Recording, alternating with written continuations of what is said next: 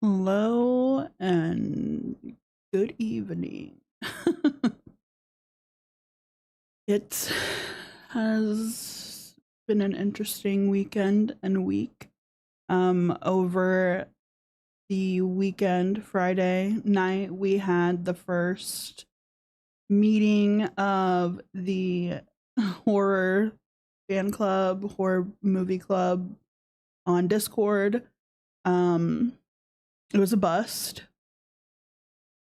It was a bust.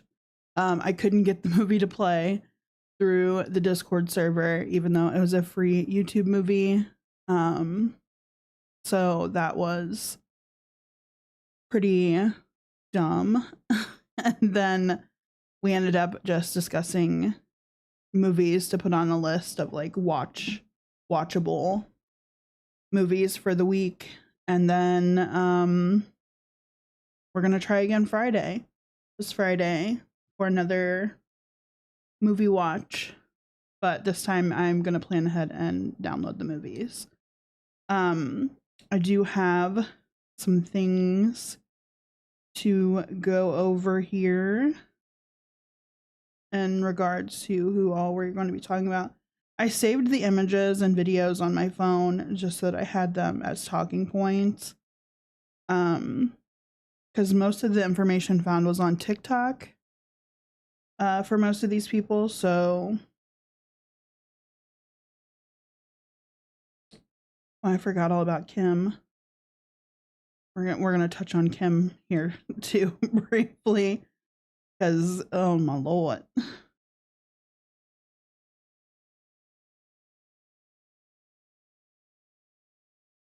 So I'm not even sure if anybody is. I'm just gonna switch over to participants. No, nobody's in the chat right now. Let's get some music playing then. Hello, Angela Henderson. How are you? I am doing well. It has been a very chaotic week. Very chaotic week already, and it's only Tuesday. Hello, Secret Squirrel. Welcome. It seems like more often than not here lately, I've been just having to switch the stream to Tuesday nights. Tacos for dinner. We had beanless chili, which I had never made before. Surprisingly, wasn't too bad. Wasn't too bad.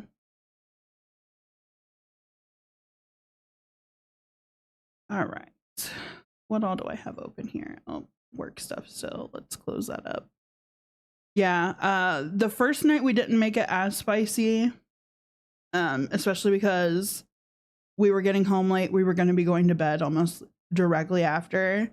The second night, tonight, we made it, and I made it a little bit spicier because I felt like it didn't have enough spice to it. And now I'm probably going to have acid reflux when I go to bed later on. But worth it. Worth it. You got to have a spicy chili.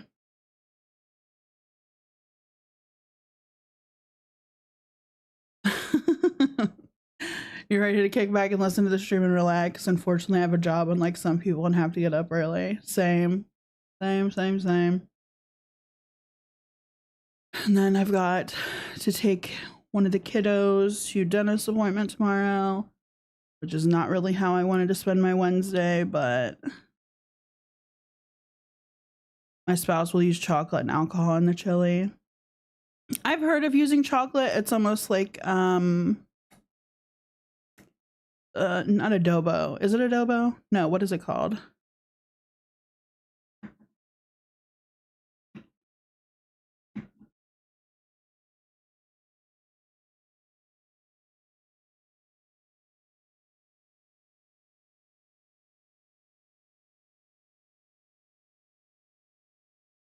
Mole. There we go. I was like, I knew it had a specific name. It baffles me that they get on here day after day and get money thrown at them. It's insane. I mean, a lot of what happens on YouTube and TikTok, and well, mostly just YouTube and TikTok, I think, is pretty insane. People get away with a lot. I had a doctor's appointment today after work. It's just been a long day. Yeah, yesterday I didn't get home until like closer to 8:30, and then I had to throw together dinner really quick because it was just a long work day, and I was exhausted. That's why I didn't stream yesterday. My Prime would never get me good on Ask Total Strangers for cash. I don't know, just me, I guess.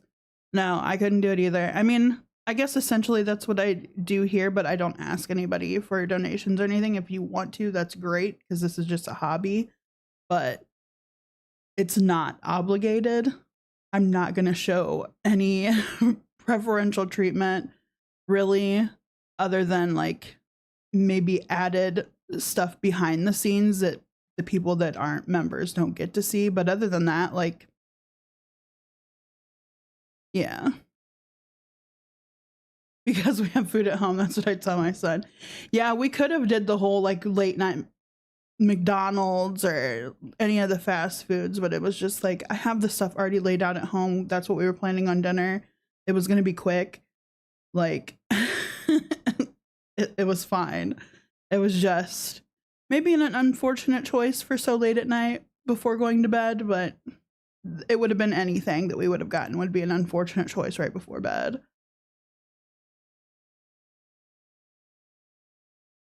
So with Willow, I wanted to like touch on what's been going on with Willow because I haven't really done an update on them. Any recent update on them, and kind of wanted to see what they were up to here recently. So I decided to sit in on a live, and then I went into the Snark Reddit. I try to limit our fast food to once a week, usually a Friday. It doesn't always go that way. Yeah, same here. I mean, some weeks are worse than others. It just depends on how busy we are, to where I'm like outweighing the good from the bad. It's like, do I really want to spend that kind of money for food that may or may not be good? Or do I want to just have to clean the kitchen later? It's a toss-up. Willow, I've done an introduction to Willow, so I would recommend watching that if you want to go down that rabbit hole with them.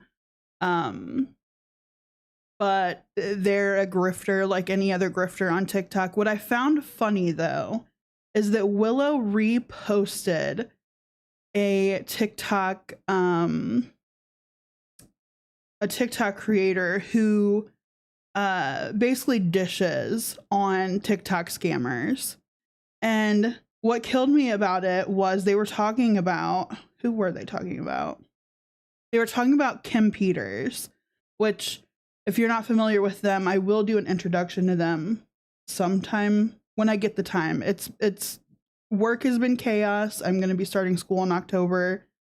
I have a kid in school, and it's just chaos right now until I get into the groove of things. Kim Peters, okay.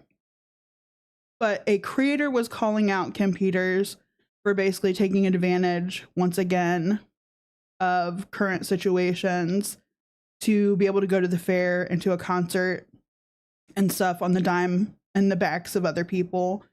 And the guys that her mobility scooter had broken down or whatever, and she was having to pay a nominal fee to be able to go to the fair, and wanted everybody else to foot the bill to help fix it or whatever, or rent one at the fair. And then it came out that she was using her same mobility scooter at the fair.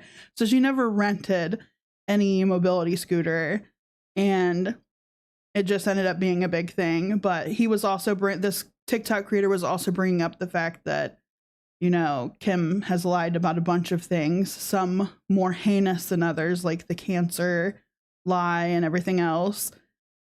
And Willow reposted that video. Like, she is not also, well, like, they are not also. I'm trying hard not to misgender them. I try. But Willow is also out here perpetuating pretty much that same vibe on TikTok with the grifting. I'm too old for the TikToks. Get the scoop from YouTube. Yeah. I just found it so funny that Willow reposted it. So I like grabbed a screenshot of the repost because I knew I wanted to share it because I just thought it was hilarious.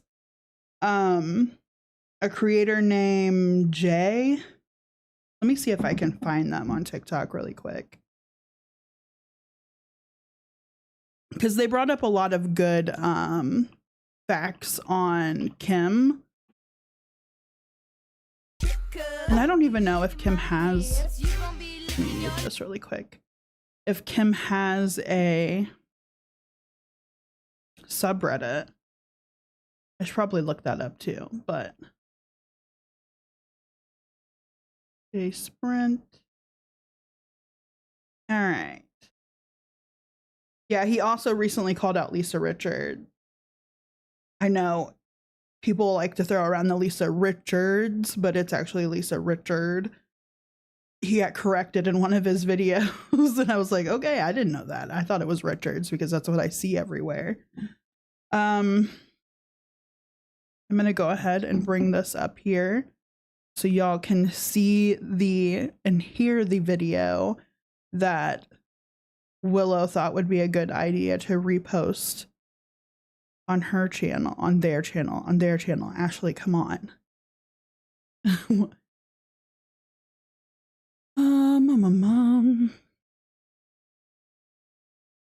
a professional, people, I swear. Kind of. Bring this up. I guess I should bring up the video. See where my my sizing's right on. I must have been on TikTok last time. Here we go with that. Was back to the beginning. And I can unmute, I believe. Get my headphones on. All right. So this is Jay Sprint on TikTok. Also goes by Jay. And this was posted just a day ago. And then Willow had reposted this exact video. That's how I found it originally. Y'all, I had to remake this video because there's so many bad things this woman's done in the past that I forgot to mention some of them. Why is the sound so low? Hold on a minute. Let me boost this volume up a bit.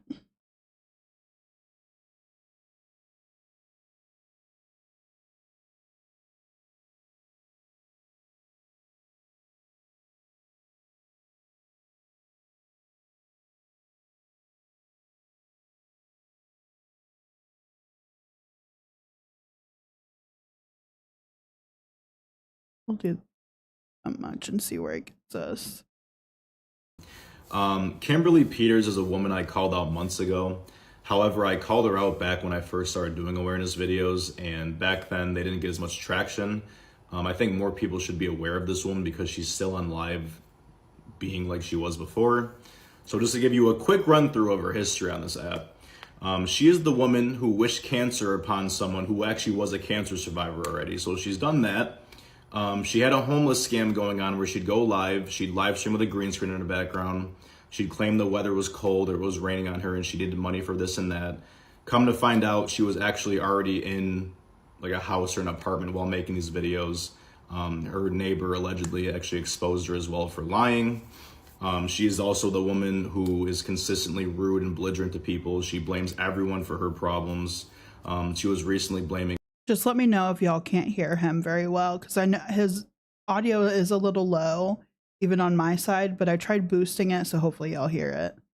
Hello, Spooky. Welcome to the night stream. All of us on TikTok that she can't get a job because we leave bad reviews about her. She's badmouthed me for months after my call out video because she was not happy that I exposed what she's done. What else is there? There's definitely some other things too I'm missing right now. Oh, yeah, she also faked having cancer too. How could I forget that one? So yeah, just to give you some insight on this woman, I wanted to remake a video, just bring some awareness to this day because like I said, she's still on live begging for money. Found out that she's been begging for money to go to the fair. She got donations twice for it. She got donations for tickets to like a concert or something. Meanwhile, she's begging with her nails done too, so it really shows where the priorities of the money's going. She wanted a bird that after her bird died, $700 by the way, because I think she's really the one that should be responsible for another animal or pet. Absolutely not. So yeah, there's just a lot of stuff revolving around her. Not a good person in my opinion. She's consistently done just disgusting things on this app. People are still sending her money. Don't know how. Some people just might not know what she's been like in the past, so I'm here to let you guys know. If you've ever donated to her, if you watch her live streams, if you don't know about her, I hope this video helps you guys understand what kind of person she really is. And I really just encourage everyone to stay away from her. Well, that's interesting. So it looks and sounds like I don't know if y'all remember the last time I did a stream like showcasing Kim's live, where her birds were like fighting because she had them both in a cage that was too small for, I think they were like parakeets or something. They were small birds. What are they called here? Or cockatiels maybe? They were smaller. Yeah, they're parakeets. So she had two small like parakeets. Makes you appreciate the people panhandling on the street more believable. I mean, to an extent, because as we've, like, I always take panhandlers on the street with a grain of salt because some of them are in horrible situations and this is what they're left with to just survive. And then there are people taking advantage of a situation and falsely acting as if they are homeless or struggling and just going out there to make a quick buck. So it sours the taste a little bit of trying to help people because you don't know, at the end of the day, you don't know where that money's going. So you kind of just have to hope that it's going where it's supposed to be and that it's going to what it was originally intended and not just giving somebody a fun money after they go home and wash the grime and sweat off of themselves and get into their actual better clothing in their homes. And it's disgusting that people have done this. But anything to not work a typical 9 to 5, when in reality they end up working still almost a full day to be able to collect as much money as they do. I just don't understand it.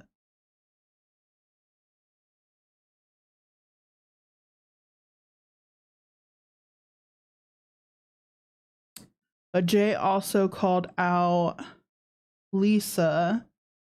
So let's start with the major update, I think. So this, I'm thinking, was when she was picked up and detained to a, I think, 48-hour hold. Brioche, I'm finally not late for once. I'm running to the store really quick, though. Hey, take your time. There's always the replay. But I'm pretty sure this is when she was detained and had to do the 48-hour to try to get clean. And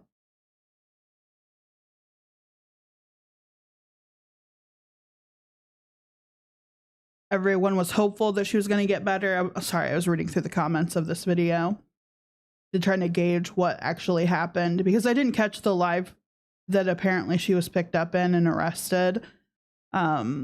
But I saw not a live, but a video showing somebody with Lisa pretty much trying to relay the situation that she was going to be in hold for 48 hours and then I guess in their custody afterward. But I don't think that happened that way because Lisa, right after the 2-day hold, was right back online begging for money and probably for stuff that she shouldn't be needing the money for. So I actually already have a pretty positive update about Lisa Richards. If you guys don't know, Lisa Richards' sister is actually on TikTok, and she just posted a TikTok today with Lisa Richards in the back seat. It looks like Lisa Richards was already released from the involuntary holding she was in. I'm not gonna lie, just looking at her, Lisa Richards was a lot more articulate. Looked like she had a lot more color to her face. She already looked a lot better just in this short time frame, which is crazy to show you how fast narcotics can really catch up on you. What I like about the video that her sister took as well is the sister was basically confirming to Lisa Richards that, Lisa does not need money. She's not going to beg on Cash App for it or anything like that. And she's not going to beg on Live for it. Now, I don't want to speak too soon, right? Because you never know what could happen in the future. But I am hopeful. I am positive about it. And the fact that Lisa's sister was able to confirm to Lisa on camera that Lisa will not be begging for money and that Lisa does not need money and Lisa is okay should tell all of you that that's a positive start, because there is some accountability being taken, which I have not seen once until now. So I guess this involuntary, holding for her was a good thing. Do I think it was premature for her to come out? I do. But I think her family genuinely has the best interests and intentions for her. And, we can only pray from here that it gets better. Okay, so hello, Liam, my wonderful, handsomest husband. So that was before they found out that Lisa, right after her involuntary hold and the video with her sister. Yes, Liam, I do want a banana milkshake. Thank you. That Lisa Richard, in fact, went right back to her old habits. So, kind of a bummer, but 2 days isn't enough for a heavily addicted person that has been living for years like this to change. It was probably a nice reprieve for her body and for her clarity, but Liam, can I have one as well? But I don't think 2 days worth of clean and being a functioning member of society and, being around people that loved her was really enough to change anything.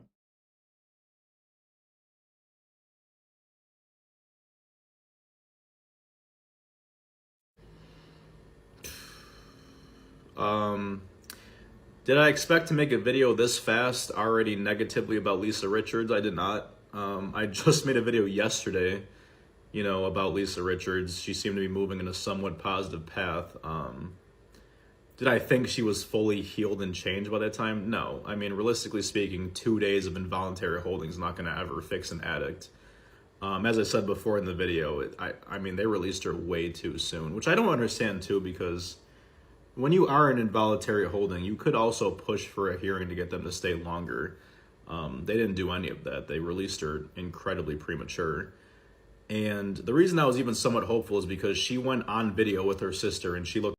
Good evening, Her Majesty the Spinach. Hope you're having a wonderful Tuesday, or had a wonderful Tuesday, going into a majestic hump day. Somewhat, a lot better than she used to look. And she simply stated, like, hey, like, guys, I don't need money.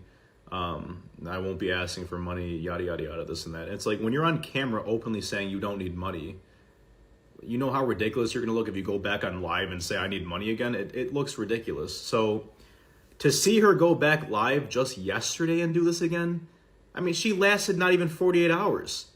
And like, every human deserves respect, but like, I'm just going to be real with y'all. I have no hope. Maybe like 1% hope at this point. I mean, like, we have witnessed every single potential. Lisa is, let me bring her up on YouTube. She may be more familiar on YouTube than she is on TikTok from people who don't use TikTok, because I know a lot of people don't. Lisa. Is there something more recent? Yeah. Okay. So 8 hours ago. Okay. We'll do an 8 hour.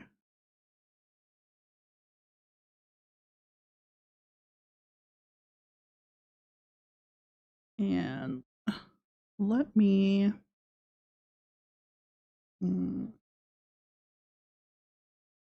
filter.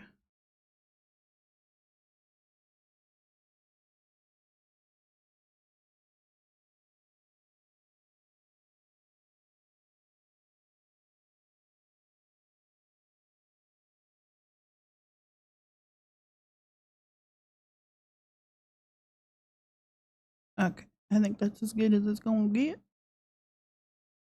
All right, so this is from Cringe Binge here on YouTube.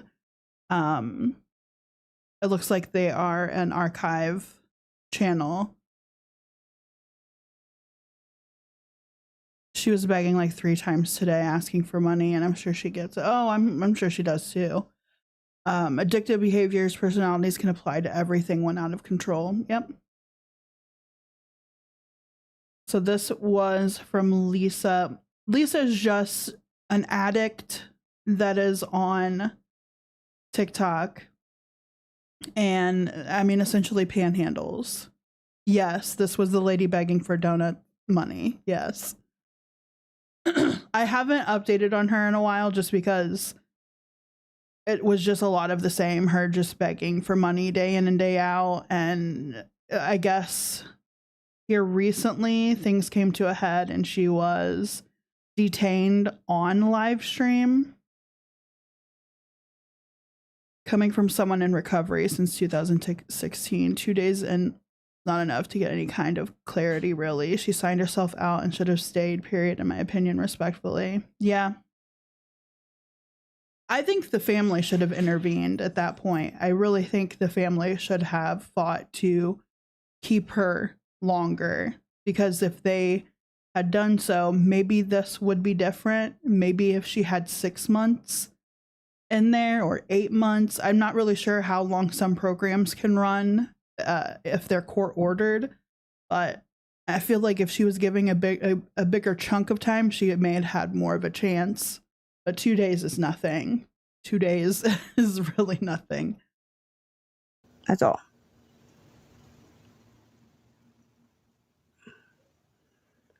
Because they don't do it, ma'am. They don't do it. They said that the other 2 lives, and I'm still sitting here at 10:01 and haven't been down there yet. So, I mean, that's honestly why. But like I said, Lisa Boo 10. I tried doing the sticker. It won't let me. I think it's this phone because it's so old, right? But the Cash App is no. There's something going on. No, I wish, honestly. They keep saying that. Oh, now it closes at 11 too. Didn't we already go through this like 2 fucking weeks ago? All right.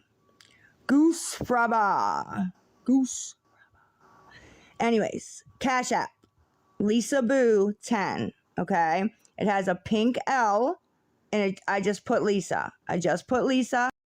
So this is essentially I think the last time we updated on her, we kind of picked up the fact that she says PP and CA to kind of cover for the fact that she's wanting PayPal and Cash App donations. I'd like to buy you a coffee on Friday when I get paid. Can I do that? Of course you could, Angela. I love coffee. But don't feel obligated. I will still talk with you and everything else associated with you, even if you don't. Don't feel obligated. And Sam R, you don't have a Discord.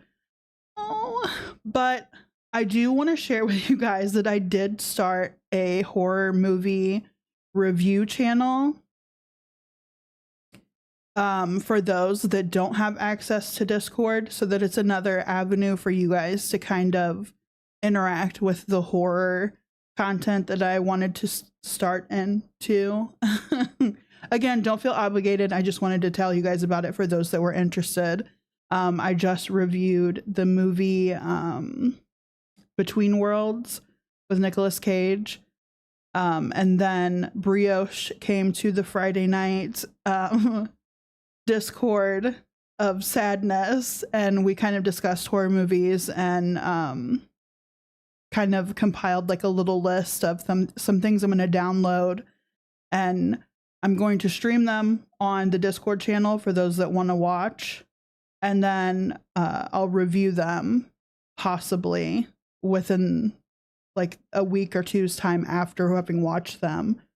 The Discord link's in my community tab. I'll post the link here.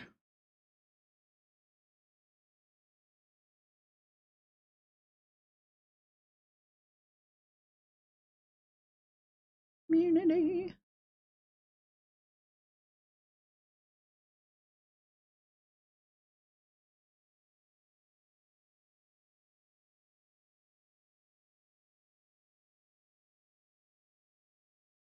All right, and there is the link.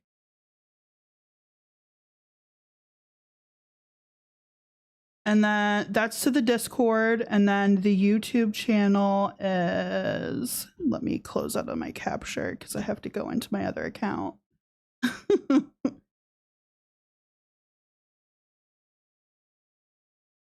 The Mist series started okay, but I lost interest. I've been really into like cringy horror here lately. That's why we picked the Between Worlds, because Nicolas Cage has this propensity. I did it because of Long Legs, essentially. I was like, what else has he put out horror related that maybe didn't do very well? and this was the first movie that popped up. The director had only made Between Worlds and then another movie that didn't do so well. So I was like, oh, there's hope that this is going to be really bad. And you know, it didn't disappoint in being bad. It was bad.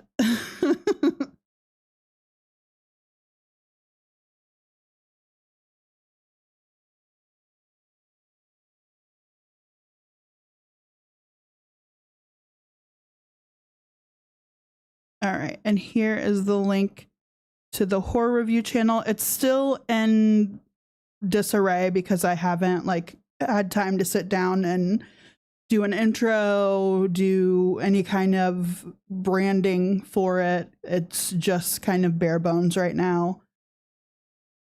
Nick Cage Dracula. That was actually I thought that was very well done. That was probably that was probably so much better than if you were to go watch Between Worlds. Like it's like a different actor was acting in its place. It's so bad. It's like I've seen him do other. Can we do a dive on Stephen King? Honestly, my husband would probably love that. My husband is probably the biggest Stephen King fan. Yeah, Justin Long is in the Lavender trailer. He is one of the cast members. I think the others are kind of like off the wall, but I think they paid their money for Justin Long. And that's the only reason I want to watch that movie.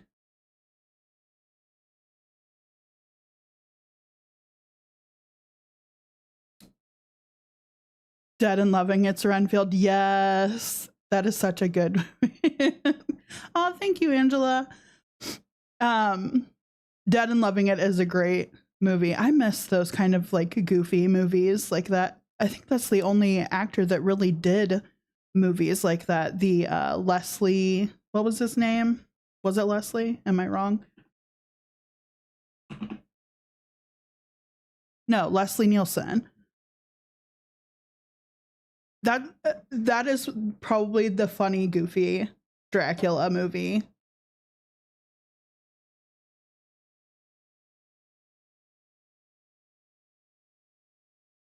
Which I love Dracula. Original Dracula, Bram Stoker's. They've made so many remakes of Dracula movies. Like there's been Dracula 2000.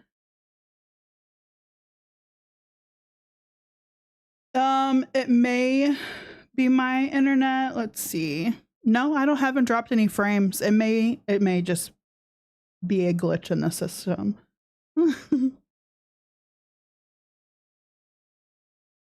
Still waiting on my shake. Me too. He just literally left the house. I think he asked me as he was getting ready. I think he's trying to butter our daughter up for her dental visit tomorrow. She is not looking forward to it.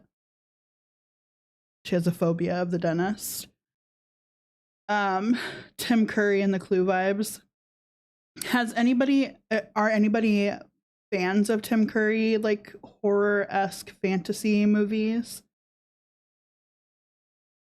Because I would really love to screen Legend, because that is my favorite movie of his, with Tom Cruise and who else was the cast in that?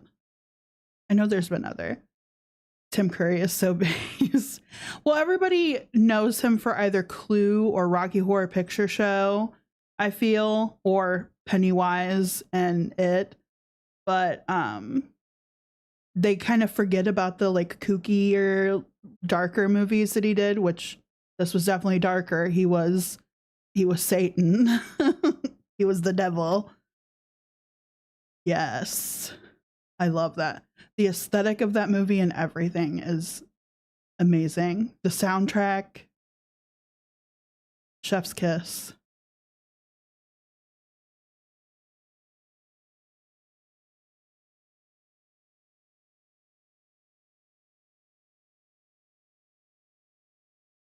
We had Tom Cruise. We had Mia, Sarah, David Bennett. I wonder who the I guess that would be David Bennett. That was Gump. Yep, Gump. Annabelle Lanyon, Una. Hello, Carolyn. If I go to hell and the devil isn't Tim Curry, I'm leaving. If he doesn't have that kind of aesthetic, I am leaving. Such a good movie. That and The Labyrinth are my two vintage. Labyrinth isn't really horror, but it's creepy. My daughter won't watch it quite yet. She thinks that the trolls and the the gremlins and stuff are a little too much for her. And she's not a fan of some of the actual lead characters and did not like the, what were they? Firefoxes? What were they? David Bowie and Labyrinth was my first crush. David Bowie and Labyrinth was my bisexual awakening. I'm like, do I like both? Do I like both? Loved the Labyrinth growing up.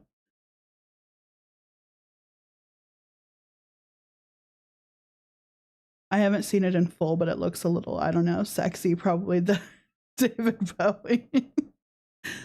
Oh, I loved like the Jim Henson puppet movies growing up. There's even one that's kind of on the risky deviant side that Jim Henson's puppets were used in, or Jim Henson-esque puppets.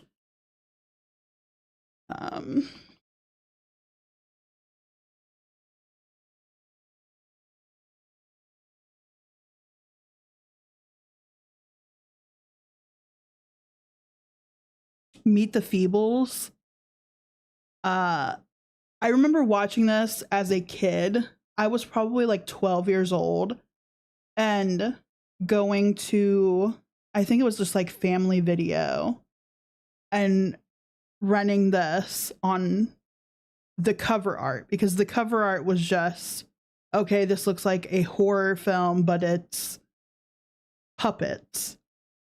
And it was a dark, messed up adult version of Muppets. It was let me see if it'll let me bring up the cover art. Is the cover art bad? Let me see here. Is there even any cover art for this?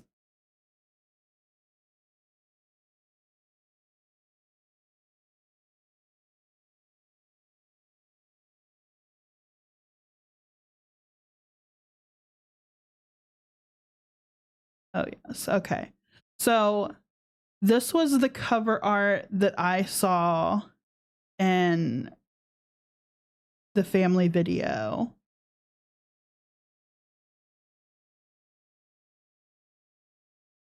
Let me blow it up anymore? It won't. Well, we'll fix that.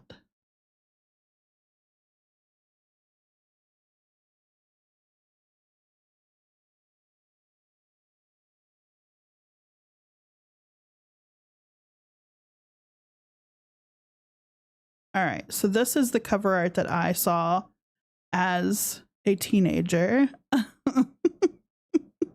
As a teenager.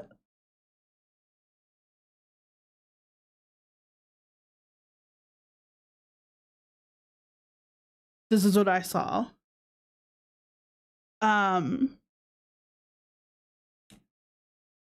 It is very bad.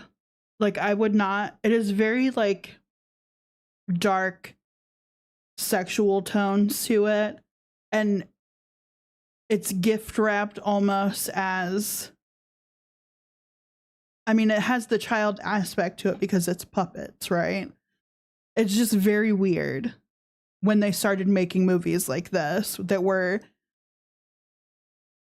aesthetically geared towards children, because you're thinking Muppets, you're thinking, you know, puppeted things, kind of cartoony, kind of Roger Rabbit.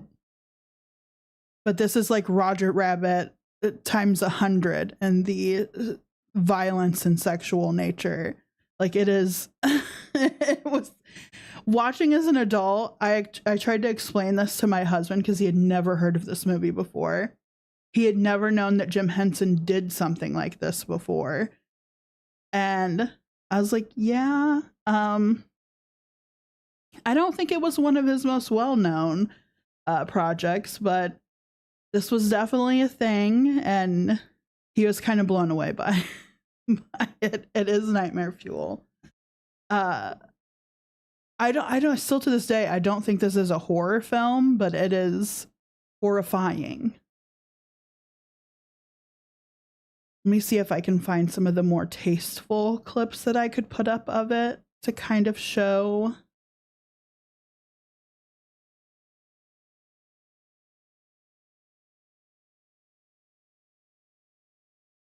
I guess this would be the most tasteful. Or maybe.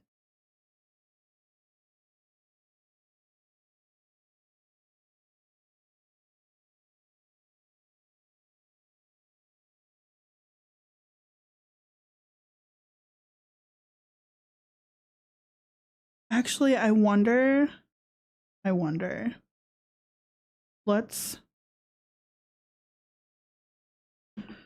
This may get my live stream copyrighted, but I think I'm okay with that. I think I'm all right with that. Let's do the trailer of Meet the Feebles. I feel like that will be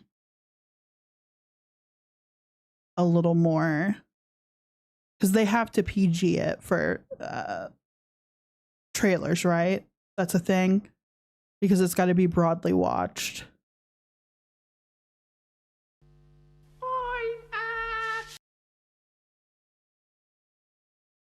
All right. Height, width.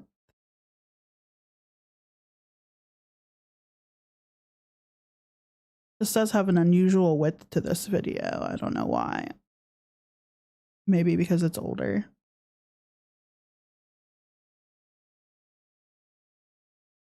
All right. let's resize this. Transform. Fit to screen. There we go. We're gonna watch the trailer. For those unfamiliar with this historic piece of nightmare culture. I'm a fishy little fella with a tiny sort of skin, and a bullet in the shallows with a tiny happy skin. So, you want to join the Feebles? Oh, rather.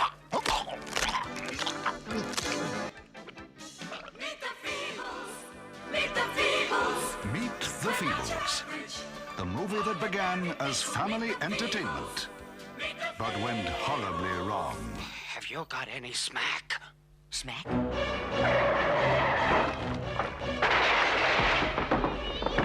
The film the authorities tried to stop. Oh, it's beautiful white fur. God, my dear.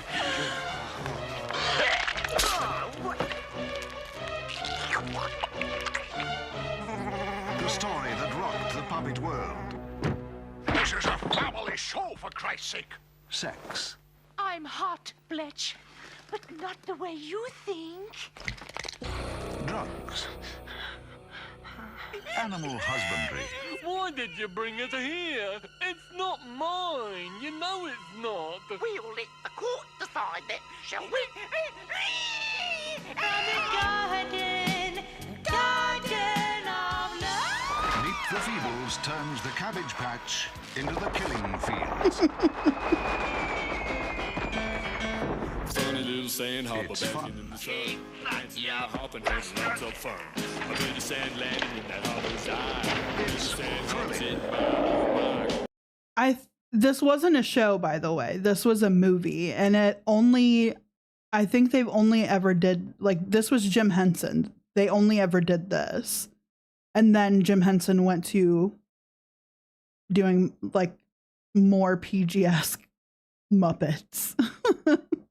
This was like a fever dream. Oh, thank you, Wicked. Thank you for joining the Discord. Yeah.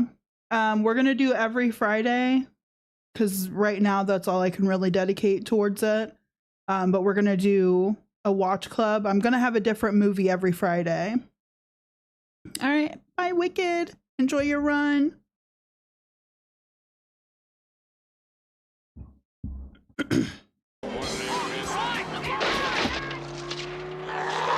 It's contagious.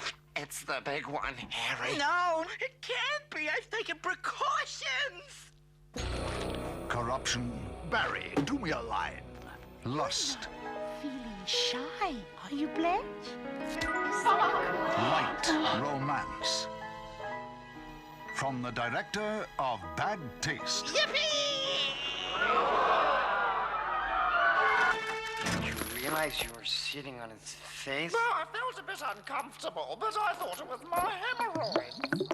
Please, God, I know I've been a bad bunny, but if you make Nothing me well again, is sacred. Meet the Feebles! Meet the Feebles! They're not your average. Ordinary people, meet the Feebles. Meet the Feebles is about to be released on you. Yeah. So that was Meet the Feebles.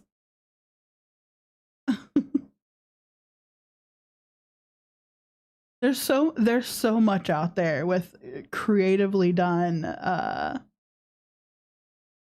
one was a hippo and the other one was a cow, but the main lady is a hippo. How the hippo lays out in that movie. Dare them to remake. The hippo in that movie. Hear me out.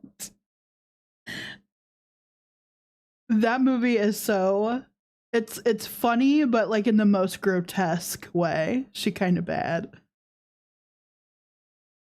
The rat and the rabbit are the ones that kill me the most in that movie because they're like heavily addicted, abusive, but it's coming from a rat and a bunny. They are like prey animals. I think for the most part, the whole cast is prey animals. Hippo, pig. Well, hippo's not a prey animal. Pigs are, to an extent. Cringe fest. It's bad. It's really bad. Wow.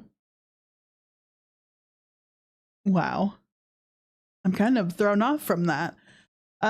We were gonna do another update on Lily, George Orwell Animal Farm, but good. TikTok. You guys remember that when just Mute. Now, I remember covering Lily Tino. Did I do an introduction or did I do just her mention in live stream?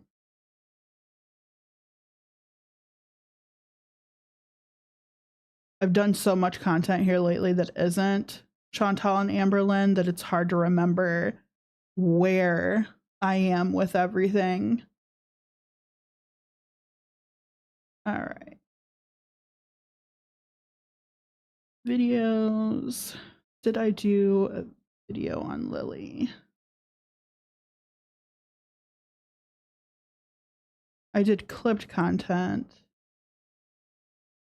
Okay, it looks like I haven't done an in-depth of Lily quite yet.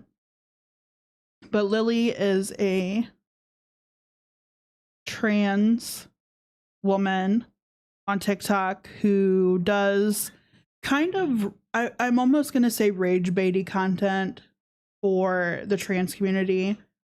Like, it makes both the trans community and the cis community kind of rage over the content that she puts out. Initially she got her, oh, thank you. Originally she got her start on Banana Milkshake Attained.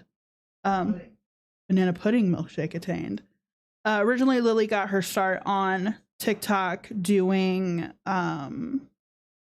like food related reviews, and then it went from food related reviews to people are misgendering me out in public because Lily has undergone some hormonal therapy and has had one part of the procedure done for feminization. Yo, I've been wanting to try the honey pimento sand and banana pudding milkshake. Those look so good. I love banana milk. I love banana pudding. Anything banana, I love.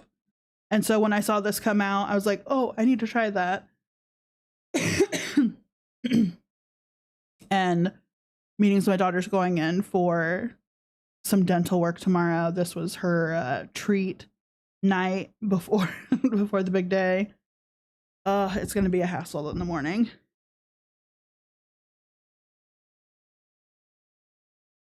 Oh yeah, it's good. That's an intense surgery. She's only had the she's only had her balls removed. I'll lead in with that. I know that sounds kind of crude, but I don't want to label it how she has to kind of dumb it down for children, because I don't think the audience that she's going after should be a party to those procedures. I think that's a little intense for children to kind of comprehend happening, but that's the issue with Lily, is that she's pandering to children. She's dressing up as children's day TV show hosts and explaining trans surgeries and modifications. She's going around saying that trans women can get pregnant, that they can have a uterine transplant to have a child biologically. And then she pushes the misgendering content a lot while she's out in restaurants. Yeah, I just call her a trans rage baiter because both the trans community and the cis community is kind of split on where she falls within being an ally. Yes, spreading misinformation. Here recently, though, she ran into a bit of trouble because she tried to... She does OnlyFriends on the side, right? She does like the spicy site stuff on the side of her regular like food review content, and trans rage bait content.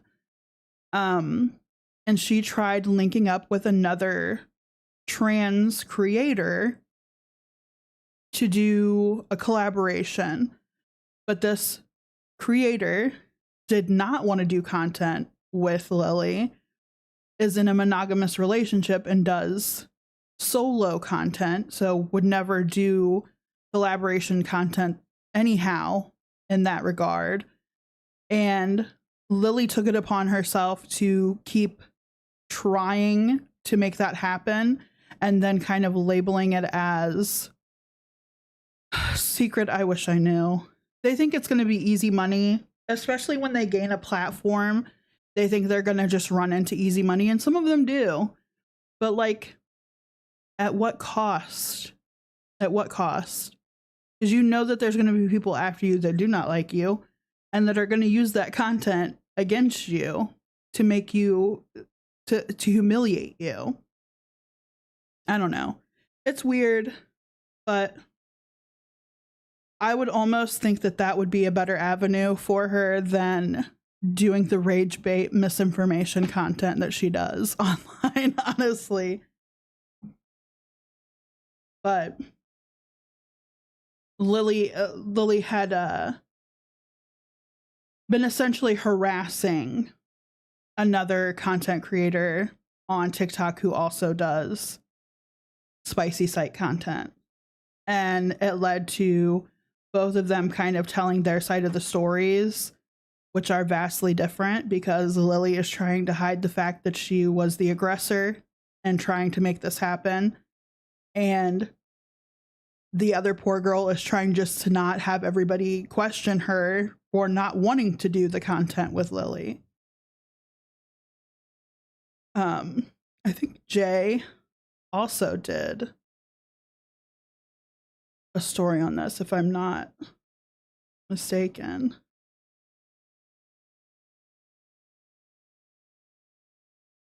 I guess not.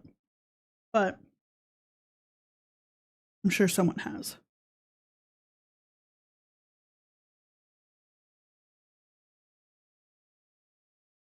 Apparently, Lily also got caught using some slurs on live stream.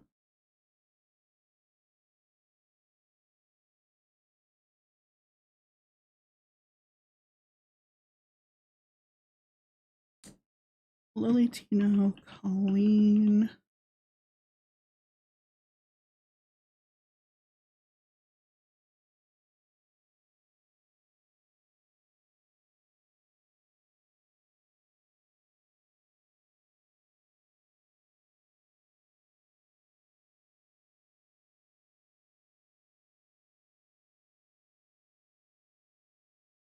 All right, so for whatever reason, I can't find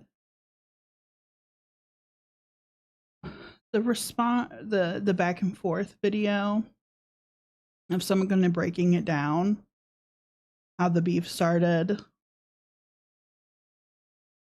I just keep on getting hit with Lily's response to Colleen, and obviously that's a little biased. So we'll watch one of her rage baity videos.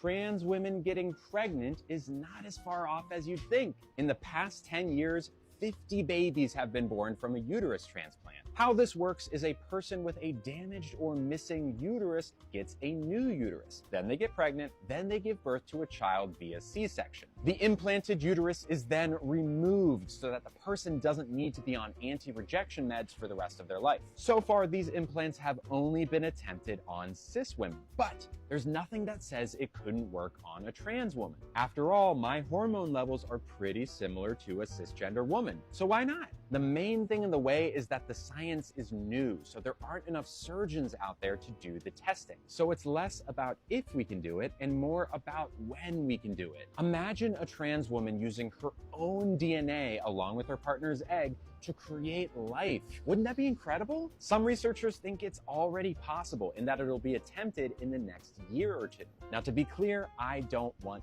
kids. And even if this was an option, I wouldn't be interested. But there are so many trans women out there who want this, and they have just as much of a right to pregnancy as anyone else. Let's get this thing off. Ugh. See, it was fake. Trans women getting pregnant. So that's just one of the many rage baity type content videos that Lily puts out daily.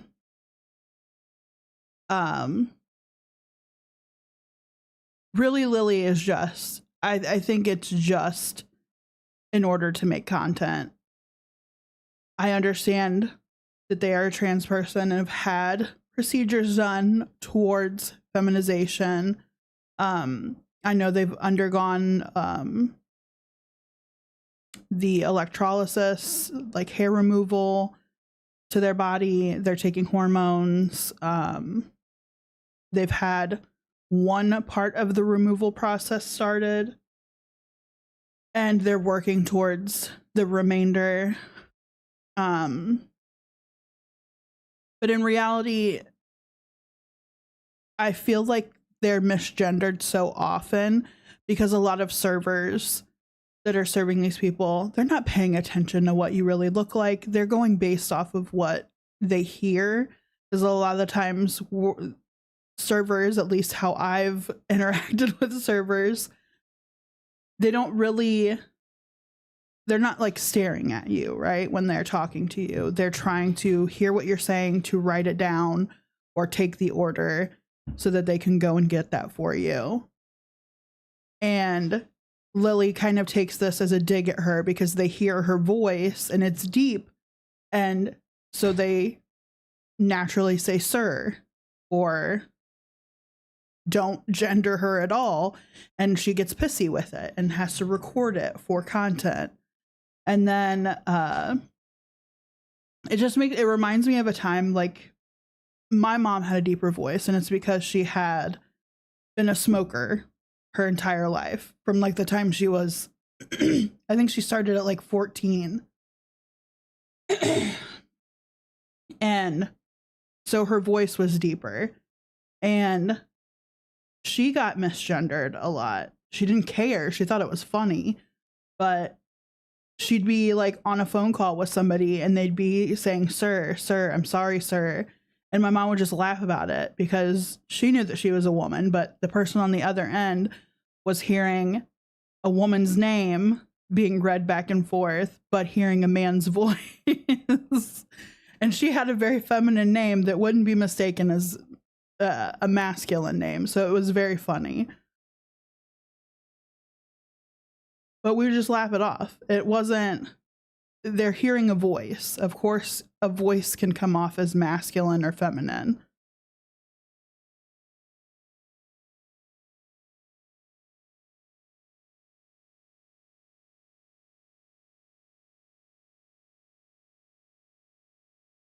Yeah, the waiter's face in it. Yeah. Yeah, none of it is malicious. Okay, you got a bunch of kids that were thinking it was funny to misgender you, but then apologized, and then you had to make a spectacle of them and show their faces. I may have given that one a pass, but the servers, man, they're just trying to do their job. A lot of the times you make it such a big stink and then want to talk to their managers or higher ups, and like, what is that doing? You're going to get somebody fired over the fact that they misgendered you in public because they heard a male voice, a masculine voice, and just assumed. There's also transvestites that just like wearing women's clothing. Like, how are you to assume one gender off of what they're dressing? Like, you know what I mean? I would think you would go off of sound first and just assume that way. But that's just me. I'm old school. I haven't been around a plethora of trans people. I've been around the queer community, but my queer community wasn't inclusive, I guess, of trans people up until recently. And I had good interactions with them, but it wasn't ever a misgendering thing that ever came to light because they dressed. Yeah, sounds like a power trip. They dressed masculine. They talked masculine because they'd went through the hormone treatments, and they appeared masculine. Whereas Lily dresses feminine, but sounds masculine. So it's kind of hard to tell.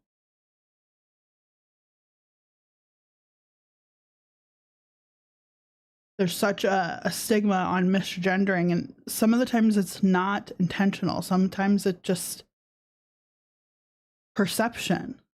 It happens. You kind of have to just, you can inform that you're one way or the other, but perception is a big part of gender, I would say.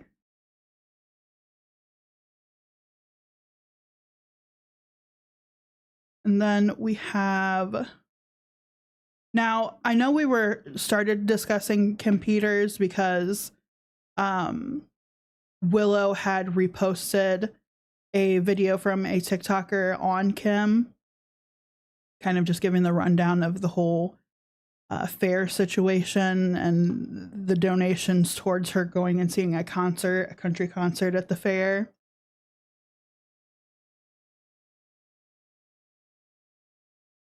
But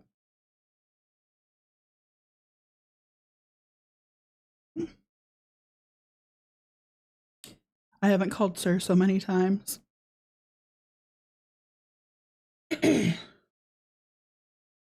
But Kim, I guess, one of her parakeets, I know we showed in one of the live streams I had shown, like, her parakeets fighting because she had them in too small of a cage. And so they didn't like each other and were fighting, and she was like yelling at them because they were fighting and she didn't know what to do about it. And people offered suggestions, and she ended up getting offline because she didn't want to hear said suggestions on fixing the issue.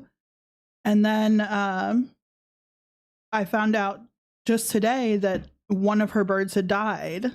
Now, was it from the stress of being in a environment where they were fighting with this other bird? Was it a situation of neglect? There's so many things that it could have been. And the fact that she wanted to take donations to get another bird, it's like, why don't you focus on the one that's still there and getting it in a more comfortable cage, a more comfortable environment, than trying to take donations for another bird? I'm not sure that parakeets need to be with more than themselves?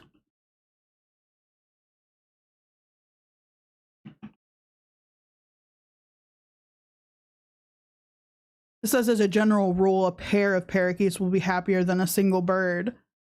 But this bird doesn't tend to like what she brings in. It would be hard to place it if it wasn't already bonded, wouldn't it?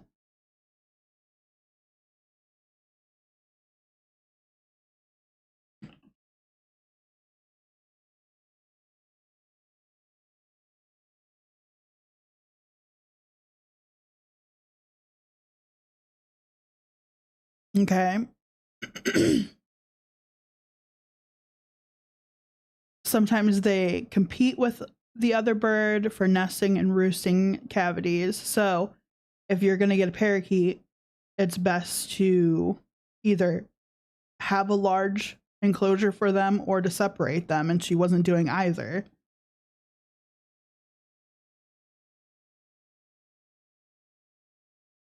So the poor thing probably died of stress for having to fight with the other bird in a small enclosure.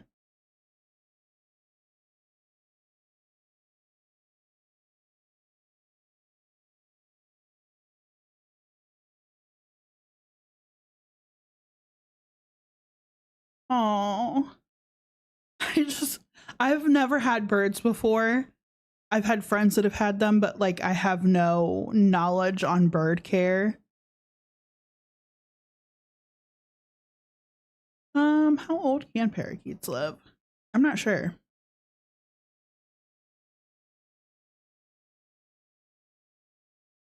So parakeets can live anywhere from between 7 and 15 years.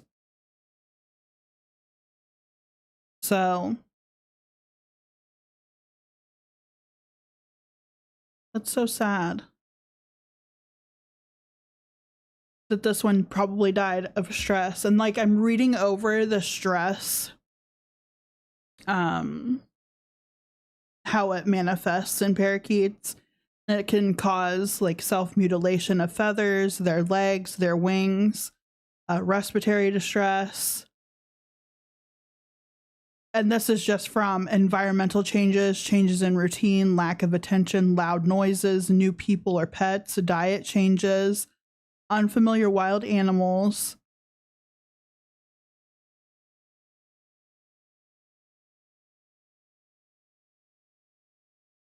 So sad. So that poor thing probably suffered. And I get that Kim did cry. I believe she did cry in a live stream about having lost the bird, but then to go and try to... Yeah, parrots can live a long time. That is I mean, any animal is a commitment, but parrots are a long-standing commitment. Like, you get a parrot, you gotta find who's gonna be taking care of that if you pass. Kind of pet. But that's so sad that she was, even after having lost the pet and not upgrading the situation of the one that's still there and alive, it's still in the same small cage in the same environment. She wants to add to it with another bird and have it be paid for by people donating on TikTok. And I'm like, ma'am, you need to get your shit in order before you bring another bird into that stressful of an environment. That poor living bird needs to be dealt with. Parakeets are mean. I mean, they can be. I've seen really sweet parakeets. It just depends. They are kind of on the bitey side.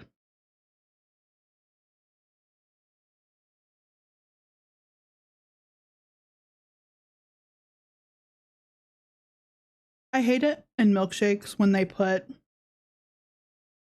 like the pie pieces in and then it gets stuck in the straw because they give you the same straw that they would give you for a soft drink.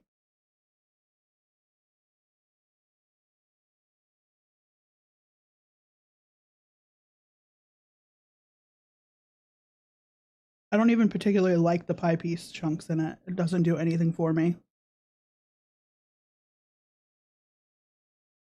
I think one day I will do a full Kim Peters introduction to the to the gorals that I cover.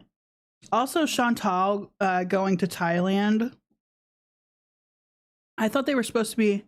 My neighbor had one who always tried to bite people and chase you. I love a chunk in my drink. It's like a surprise.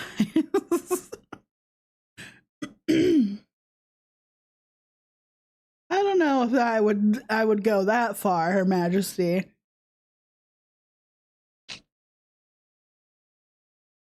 No. It just keeps getting stuck in the straw and I want the banana. They needed banana chunks in this. Hello, Terry Reyes. Late to the party.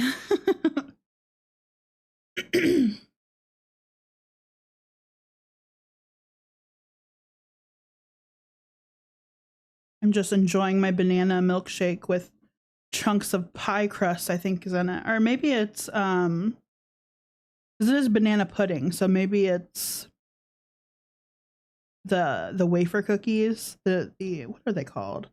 Nilla wafers.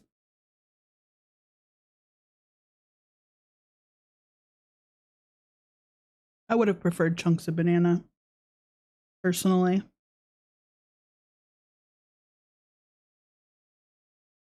So, Chantal went to Thailand. Nilla is one of my puppy's names. Aww. What kind of puppy? I miss having puppies, but I have 4 spoiled cats.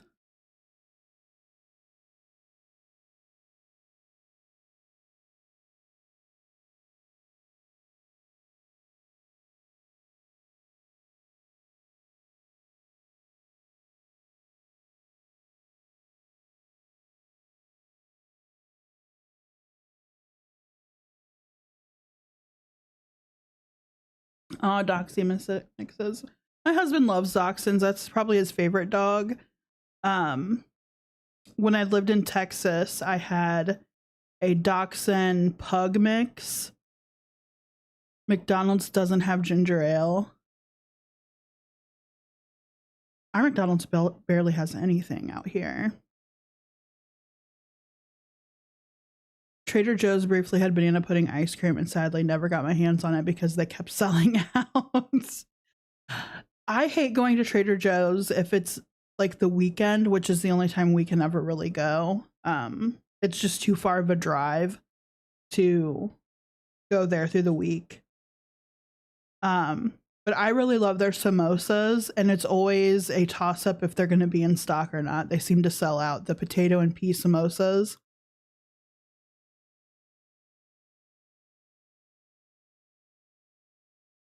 Every time we go to Trader Joe's, we always end up picking up something that we had never tried before. Yeah. And the green packet, it's like green and orange packaging brioche. But they're like almost always out of stock.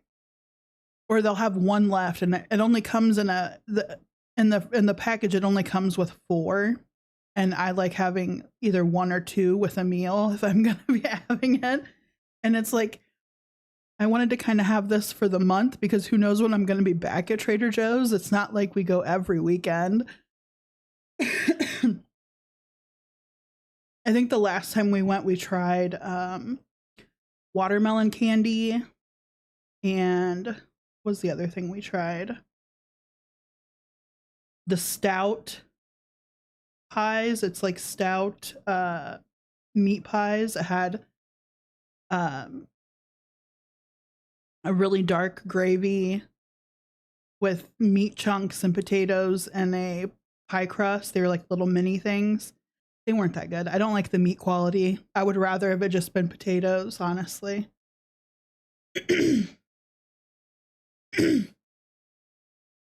Oh, thank God. We're all discussing TJ. I was scared I came in and totally pivoted the combo to food. No. We were talking about Trader Joe's.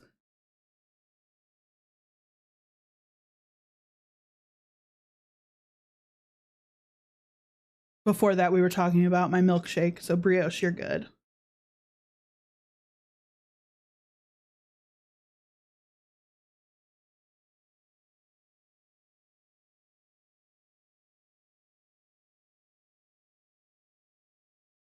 Same with me, brioche.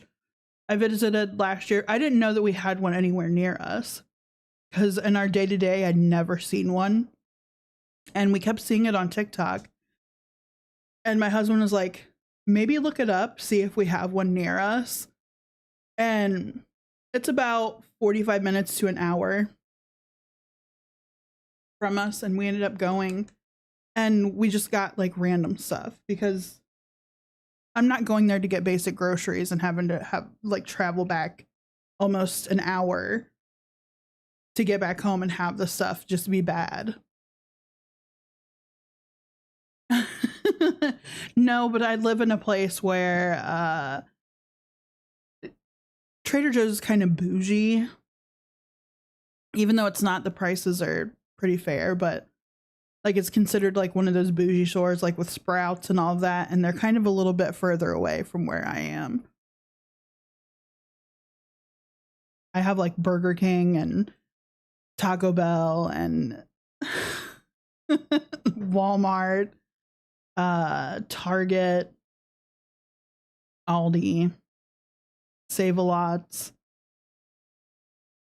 and bougie Aldi's. Yeah, it kind of is a bougie Aldi's. All the American classics, yeah. But I like it in there. I feel like a lot of the produce is fresher. And they also get some like interesting produce in there, so it's nice to try some new things. I think one of the times we tried it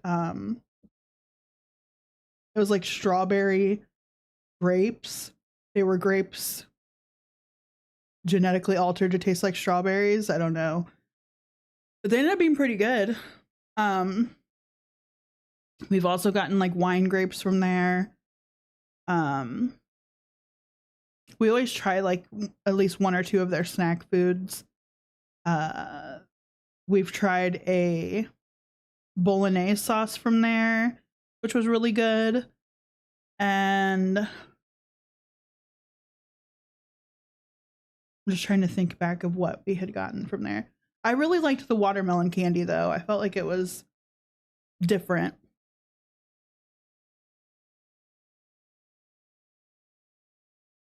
Sounds like Costco. Kind of, just not on the scale of Costco.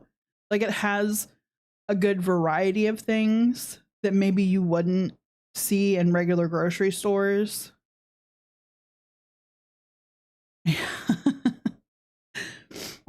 They also had like orange candy, and it's like using dried oranges. And I've always wanted to make orange candy because I guess it's a traditional Italian thing to dry out oranges and kind of candify them and dip them in dark chocolate or milk chocolate and sea salt them.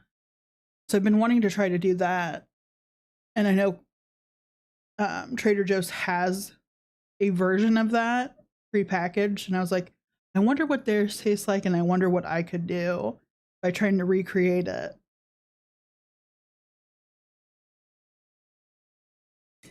I love Costco. I wish it weren't located in an annoying part of town. I am by a Costco, but I do not have a membership. I have a membership to Sam's Club. Before that, I had a membership to BJ's, which is kind of the same premise as Costco and Sam's Club and all that.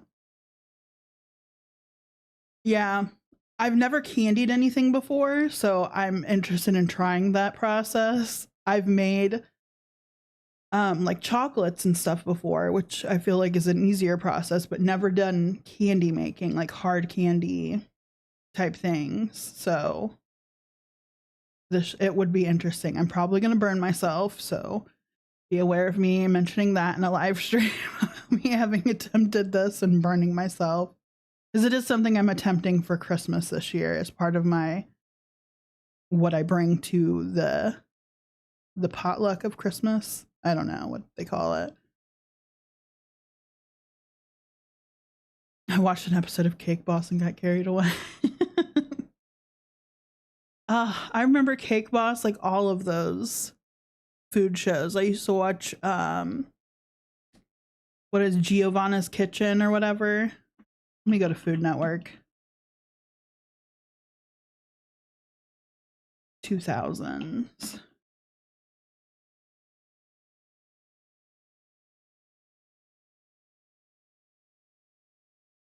Food Network 2010. Okay, we had the Rachel Ray. Who else did we have? Giada.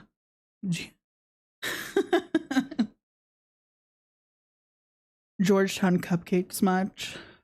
I watched Giada's Kitchen. Rachel Ray was like a big proponent of Food Network, I feel like, in the mid 2000s. Guy Fieri. Unwrapped. Barefoot Contessa, yes, I loved watching her. It was always so bougie though, because you know she's like serving people that have like millions and billions of dollars and catering towards those big events, and it's like, I wonder what that's like. Yeah, if you actually look back on who was the other chef, the boozy chef.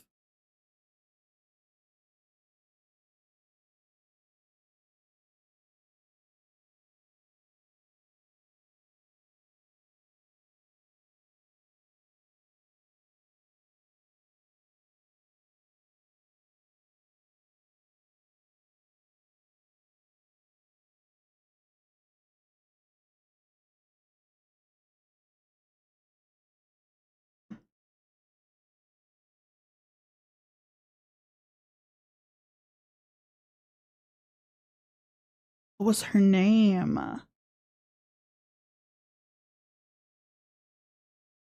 Alton Brown. Yeah, I loved Alton Brown. Giada was kind of bougie. I mean, wasn't she like in like a lake house or something like that? She was on the beach. Ina, yeah, Ina was a bougie. A lot of these people are like when Martha Stewart was locked up. So we didn't have Martha Stewart anymore. Nigella was another one, but this one was a blonde that liked doing like the tablescapes and stuff as part of her Food Network channel. It's just her recipes were awful. And she was a drinker. Like, a heavy drinker. I cannot remember her name. Sandra, oh, maybe that's it. Sandra cooking show. Sandra Lee or something like that. Yes, Sandra Lee. Semi-homemade with Sandra Lee. Yes. When the queen pin was in prison, others had the chance to rise. When Martha was gone, it's like they were like, we need a lot of people to cover these cooking and craft shows. Sandra Lee kind of bridged that gap between crafting and cooking because her recipes were like very basic and using a lot of ingredients that most people would have already in their homes. Alcohol being another aspect of that. If you're but she would do like these tablescapes that were always themed with something that she was cooking. And a lot of cocktails were made. God, that's just nostalgia. I remember coming home from senior year. I believe it was senior year, and watching these shows. And then throughout like my young adult life. Semi-homemade is what I called the cinnamon rolls I brought to my friend's Xmas party. Sandra was notorious for being like, now add 2 ounces of vodka, and then she'd pour half the bottle. Honestly, me, I love a good a strong screwdriver. Wolfgang Puck. Yeah, he was another one. I don't think he got as much airtime as who was the other chef that did the bang Emerald.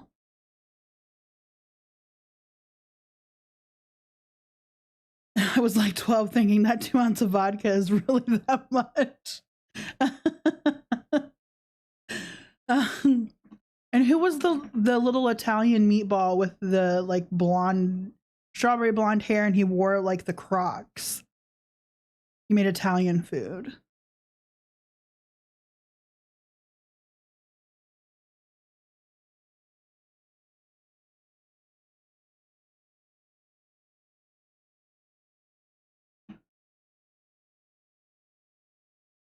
Mario. Yes, Mario.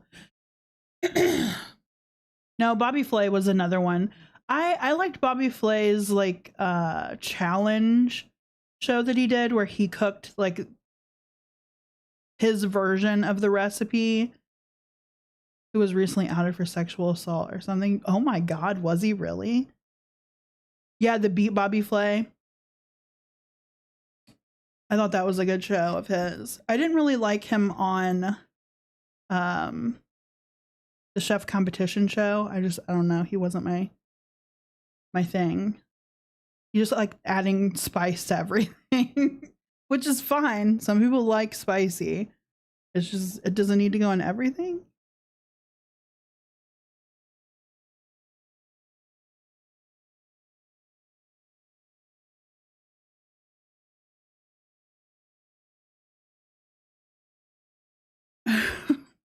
It does. Liam, you cannot even say it does need to go in everything. It already gives you enough issues having spicy.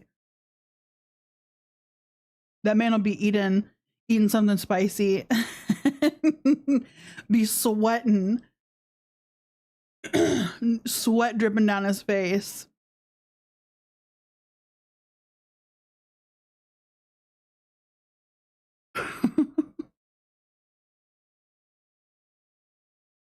The issues are worth it. It comes with the territory.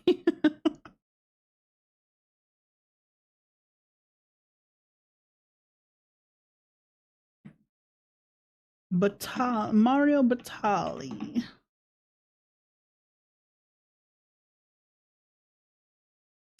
Good lord. Indecent assault verdict. Mario. He just wanted his linguine tossed.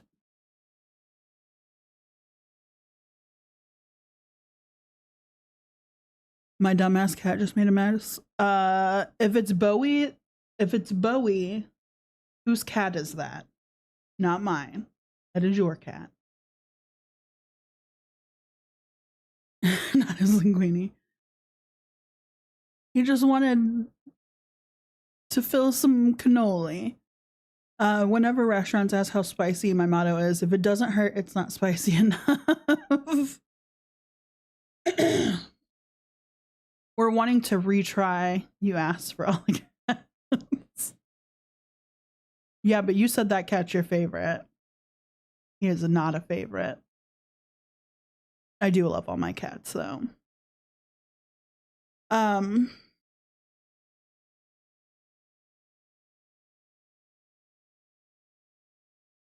Wolfganger Emerald, but my dad made a lamb shank recipe and it was too good.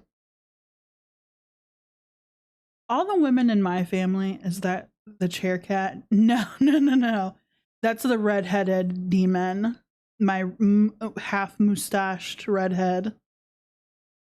That's the demon cat. He gets into everything. Everything.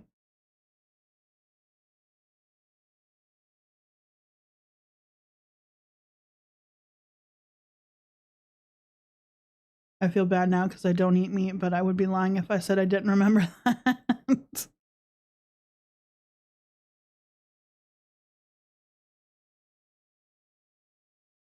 I know, he's a little hellion. He gets in. I call him my dumpster cat. He was, when we first got him, he was just this tiny little thing. A teenager had found him next to her house and took him in, thinking it was a female cat. Thought it was a little girl. So we were under the assumption it was a female cat. It was very tiny, probably just weaned from its mother. We went and got him. I think we drove almost like an hour to go get him. And we brought the cat carrier and everything to transport him. And he threw a fit in the cat carrier, wanting out and wanting to be outside of that cat carrier to the point where he gave himself a bloody nose. So I took him out of the cat carrier and kind of held him in my shirt on the way home. And he's been hell ever since we found out he was a boy. Well, actually, he's just been hell ever since we brought him home. What did he spill? Oh, he spilled a cup of chocolate milk all over the floor. What was he doing? Jumping in the window or something? Good. You want to try it? It's got like chunks of vanilla wafer or something in it. Oh, you did? Yeah. Oh, sorry. I needed information earlier.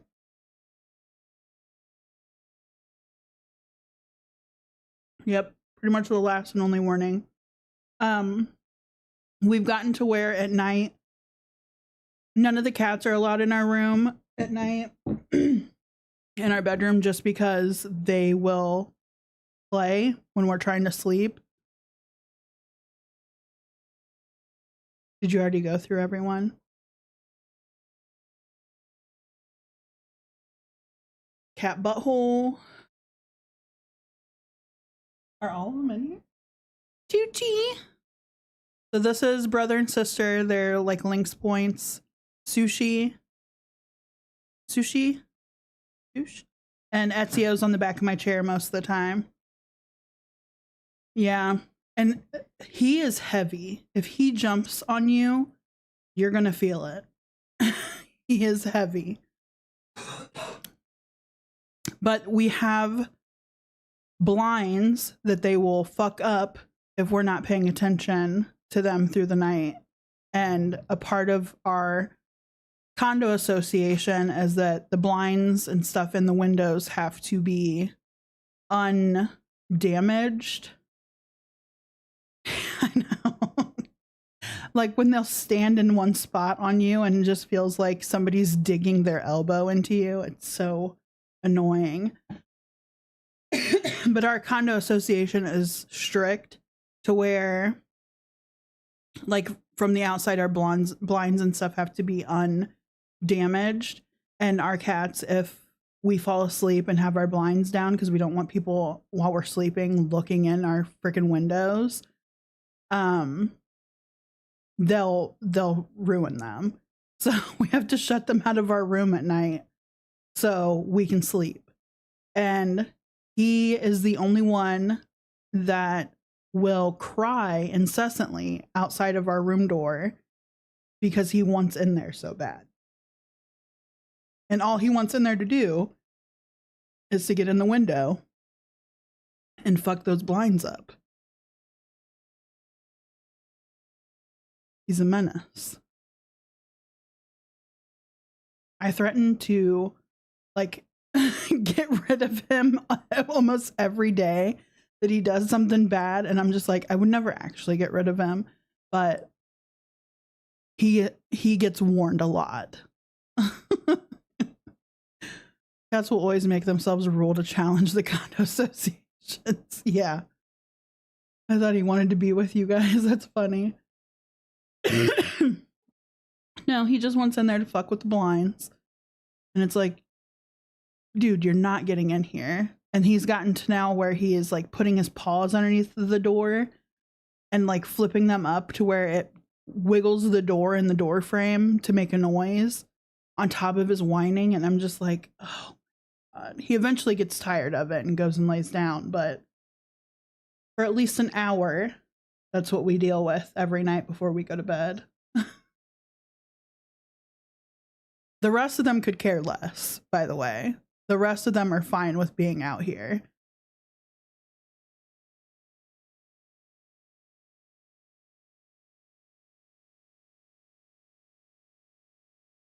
Molto Mario.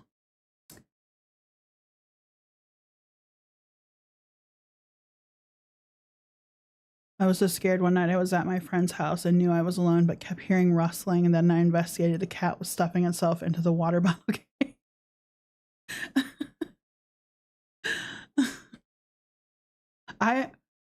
What irritates me the most about Bowie, because now he's been a bad influence on the rest of the cats in doing this, is that we have a trash can. And if there's food in there that has been dumped, he will want to get said food out of trash can. And he is hell-bent on getting said food out of trash can. He will knock it over.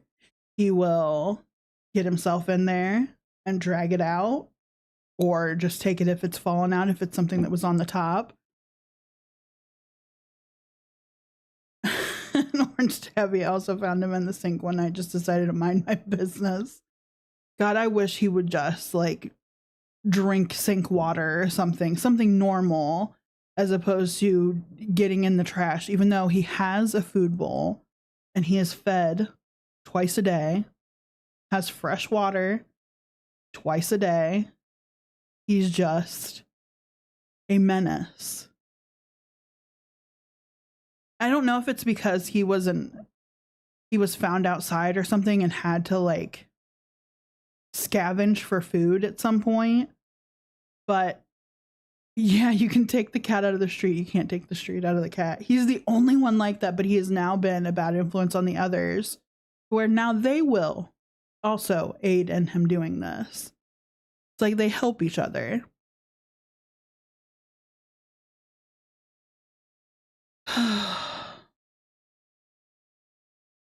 Oh, I also got a cute picture of the brother-sister duo that look the same yesterday. I'm going to put it on my community tab post because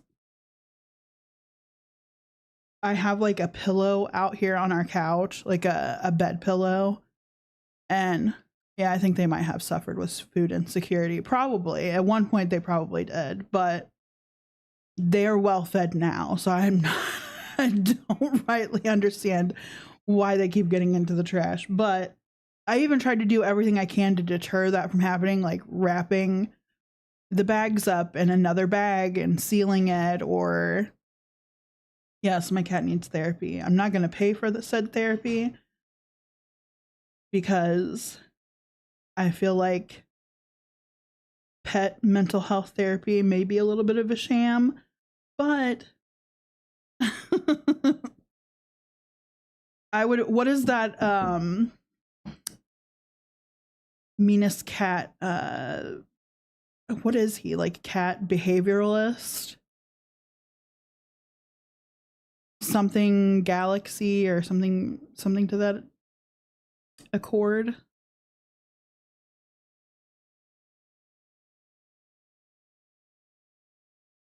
Jackson Galaxy. Yeah.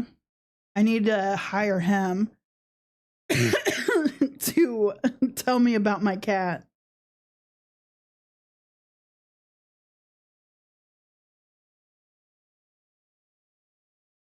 Mine once ate parts of the sponge I was using to wash the dishes because it had little bits of food on it. Good Lord.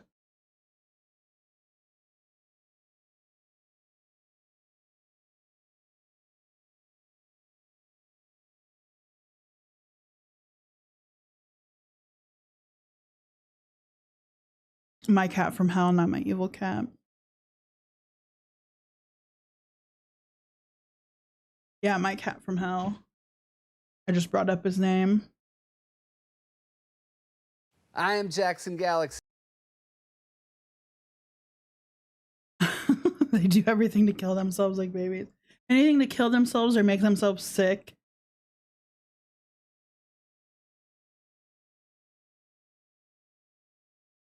Big boy behind me gets stuck in everything. Like, he has like mini panic attacks if you corner him, and he will just stay in fear.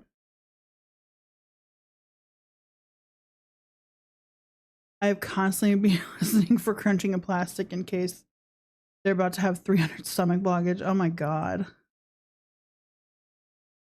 Luckily mine don't really prefer plastic. I've found that they're also not scared of like double-sided tape or tinfoil or any of the things that normal cats would probably be hesitant of. They just walk on it like it's nothing.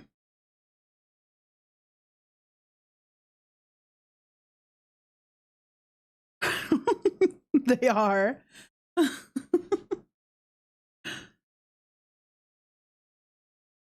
I'm over here like having stress-induced paranoia over my cats getting into the garbage and ingesting something they shouldn't have, like old meat or something. Disgusting.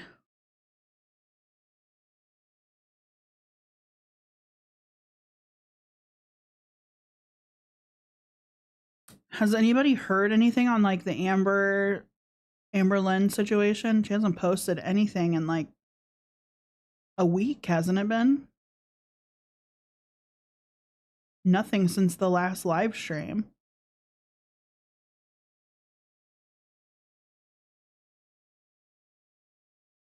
We have not done the Beth update. No, we have not done Beth update yet. Which I should bring up the TikToks.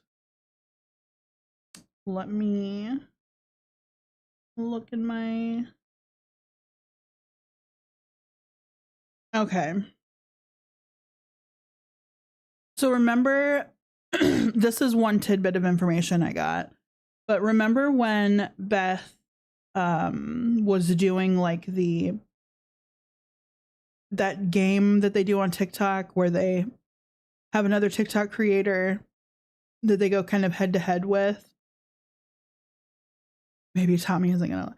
I'm thinking Tommy's there because I think it was like last week or the week before, they were insinuating that they were going to be seeing each other soon. And Tommy was putting out there like, it's only 2 weeks or a week, something to that nature, kind of giving the narrative that she was going to be visiting again soon. So I'm thinking maybe Tommy is there, spending time with Amber, getting paid well for her new position as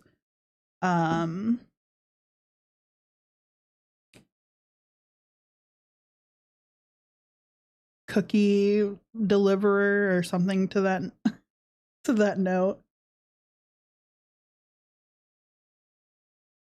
And Amber gets to be somebody's weighted blanket. So it's a win-win. How long it'll last is up for debate, but we'll find out how that cookie crumbles later, I guess.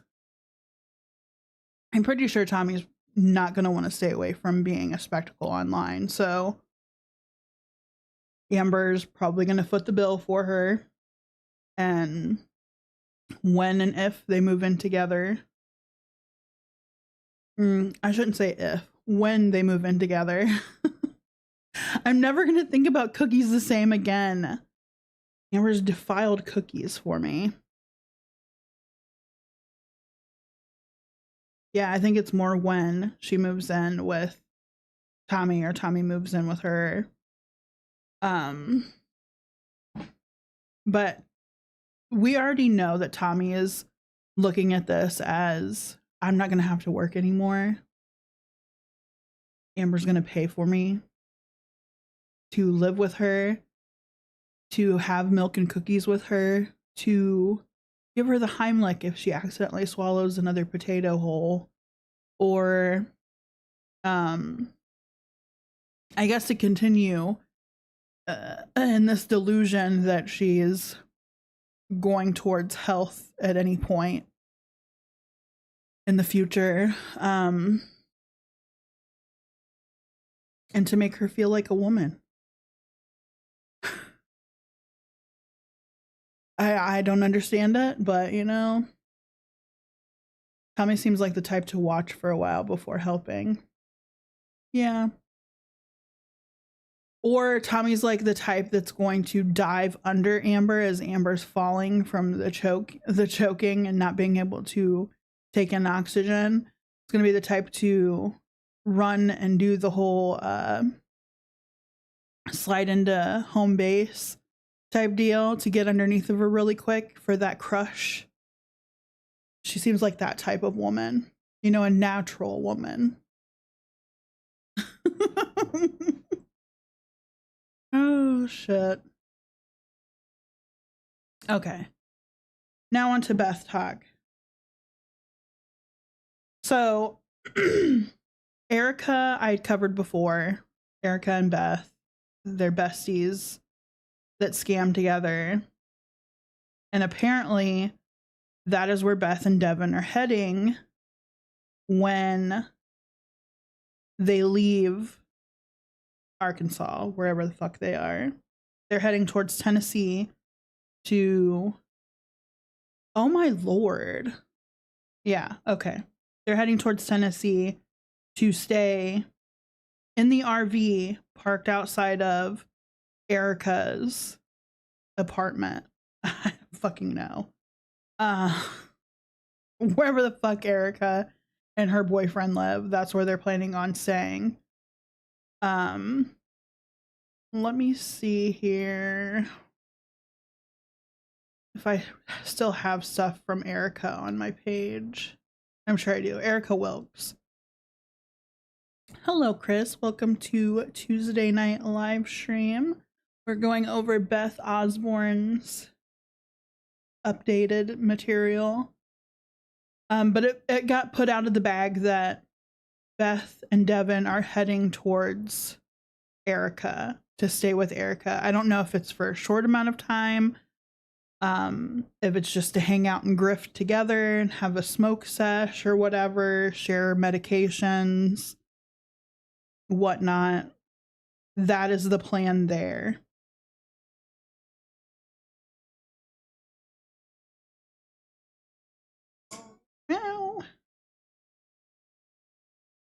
And then there is a tour of the van, the RV that, who was this under though?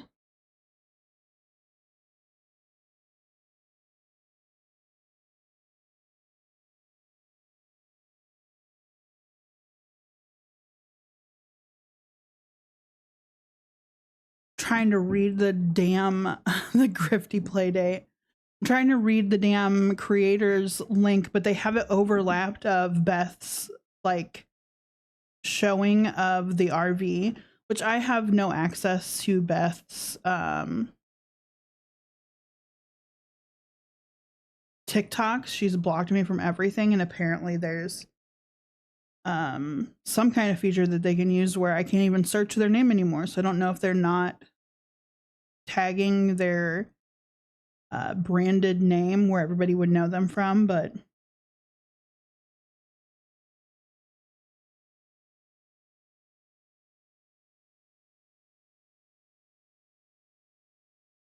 and see if they've updated their YouTube at all.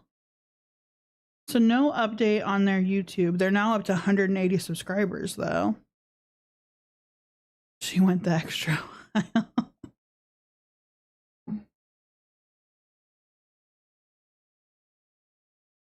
But their RV looks worse off than Tammy's RV that she was getting. You remember that? I don't remember if you remember the screen grabs and stuff from the walkthrough of that trailer, but that looked miles better than what they're getting.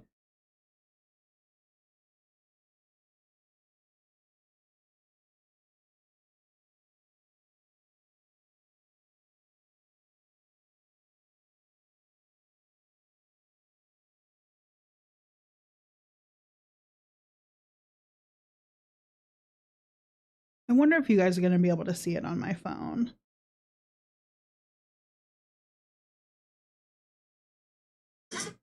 I'm not going to play this sound.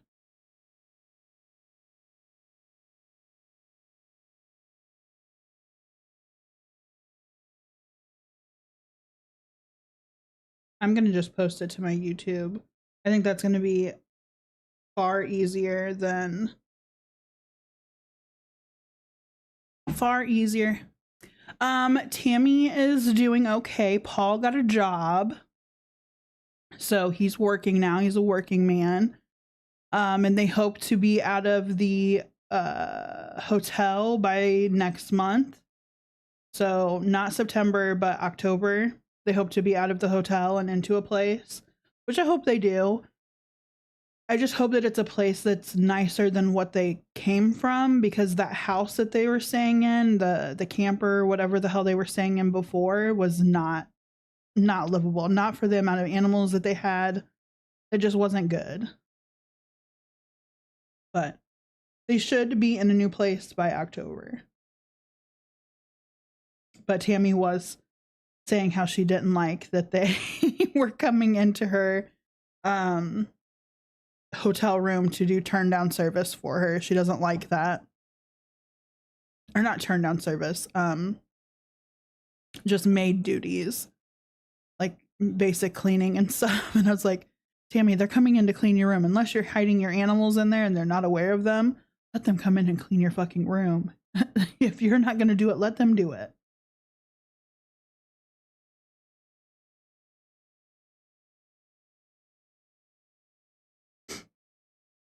All right. Select the video.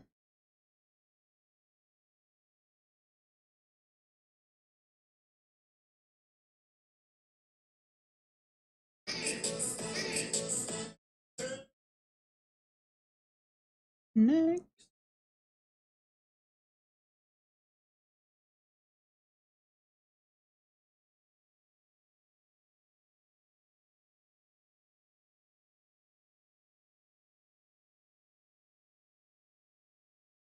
All right.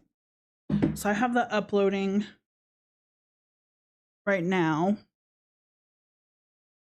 She must have liked their trailer in its previous day then. What if it was intentional? I just don't think she was as keen on like cleaning and upkeep. And I know I understand a little bit of it. They kind of hinted at her health issues that she had and kind of her mental health situation on being depressed on the situation. But like I feel like that was a little furthered in depression. The state of the floors and just the state of the trailer as a whole. And maybe it didn't start out in the best situation either. Maybe it looked like that when they moved in and she just thought, well, I'm just surviving here. I'm not gonna go out of my way to keep it clean. That's one thing. It wouldn't be me though, but it's one thing. But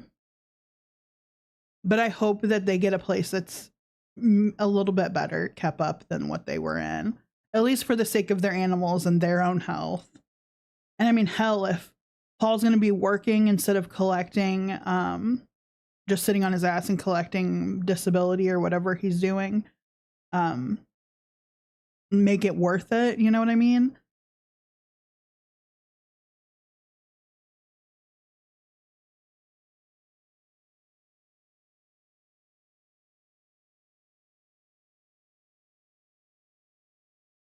Okay, so that video just posted.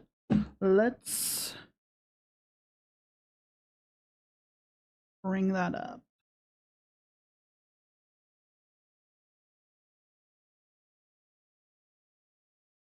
Mute for a second. Do they have children? No, they do not, which luckily they do not. And I think that's why they try filling that void with animals. But I don't think either side has any children or any previous children with other people. I think they've just not been kid-friendly people, which is fine.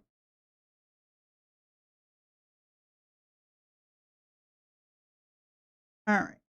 So I have the video up. Let me get this all configured here. And we can go through the walkthrough of Beth and Devin's $2,000 trailer.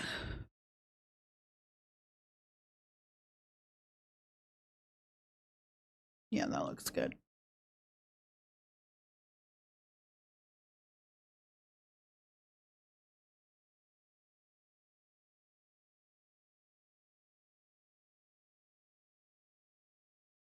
All right. Let me unmute. Well, do I really need to unmute? I don't need to unmute it.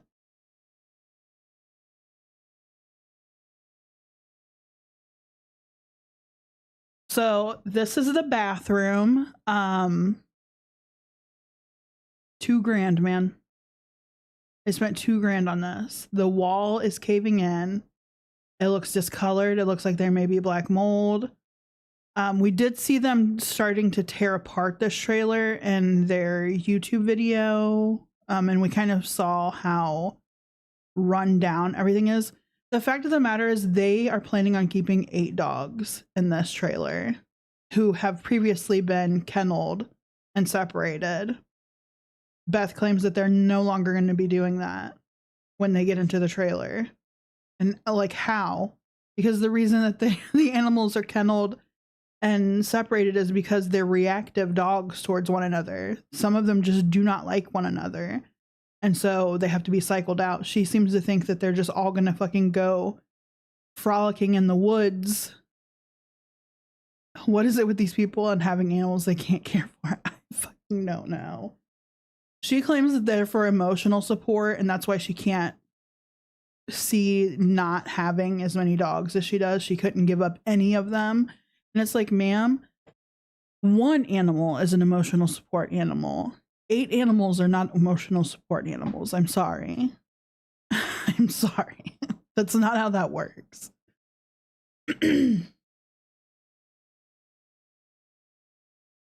So this looks like it's a bedroom. I'm assuming this is like a 2-bedroom camper. They seem to like have a bunk bed situation in this one room. I'm doubting that they kept any of this.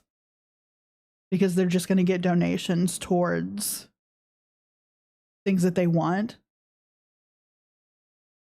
That's selfish. What about the support they aren't getting? They're sentient beings. Well, that's the thing. They think because they're being provided for through donations and things from people donating towards Beth and Devin for the sake of the animals. I think they use the animals, honestly, in my opinion. I think they use the animals as a way of eliciting donations out of people by pulling that string. Because there's a lot of animal lovers out there that will do whatever they need to make sure that the animals are being fed and given their basic needs. And if Beth and Devin are on there crying that they need to like get food for their animals or get things for their animals, of course people are going to donate towards that. Here lately, the the poll that she's been doing is, I don't want to have to get rid of any of my animals, and I can't stay in Arkansas and be able to keep all of my animals. And it's like, you're not going to be able to stay in any state and keep all of your animals, especially in the living situation that you're in. And you know what? I think it's time to like, oh my Lord. Oh. If only y'all could see what's happening right now. So my home office, my daughter's Barbie playhouse is like right behind my computer equipment and stuff. And I have like padding and stuff on it to where the cats are able to use it as like perches almost, or like sleeping areas, because it's right in front of a big window. And my Loki of the cat world has found himself all the way at the tippy top of said dollhouse where there is nothing for traction, and he is doing the grippy toes to stay on the top part of the playhouse so that he can peer out the window. And it's nothing but darkness out there. I'm sure he can see something because he has cat eyes, but the way his grippy toes are going, the back of, oh my Lord, he's gonna fall from there.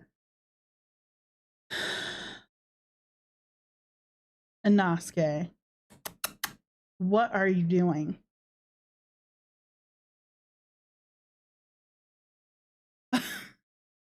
Good Lord. But yeah, I wholeheartedly feel like Beth and them are using these animals as just another avenue of pulling in donations from people.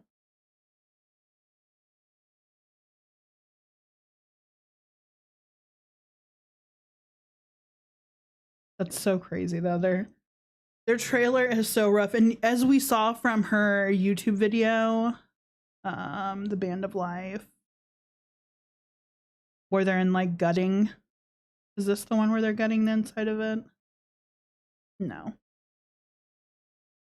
Where's the one where they're... I guess it wasn't either of these two. But they're essentially have gutted the inside of that trailer, and Beth had taken out a Home Depot credit card, and it only had a $500 limit. I'm honestly wondering how she was even able to get a credit card with that high of a limit with no job and only having any recordable income as Social Security, disability benefits. So I'm not quite sure how she got afforded that high of a credit limit, but besides the point, they went ahead and maxed it out already and ran out of funds to continue renovating said trailer. So now they're working on funding that, and they have to be done. It's not a secured card, no. The person who approved her credit card application is going to be fired.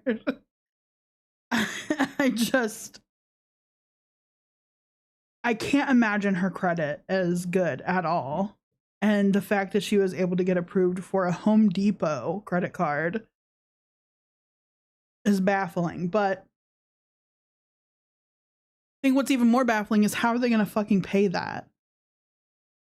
back? Are they going to ask for donations to pay back their Home Depot credit card? But now they're asking for donations. I think they had like $450 as their new amount for the past few days to collect to continue renovating the trailer well enough to where they can leave where they are. And they're doing that because Beth has a time limit. She does have another court case coming up that she keeps denying that's happening, but I mean, it's a quick search on the county's circuit court that you can find the court proceedings and stuff that are about to happen. And she's about to go on trial for these dogs. She's already had a continuance and been given more time to get done what she needs to get done to have these amount of animals at this location. And she still has not done it. So yeah, she's trying to get out of town before this court case.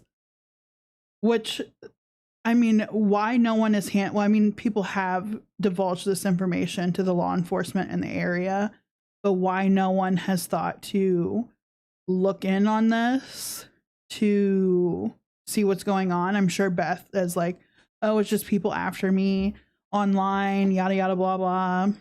Just people want to see my downfall online and follow me and, you know, harass me, yada.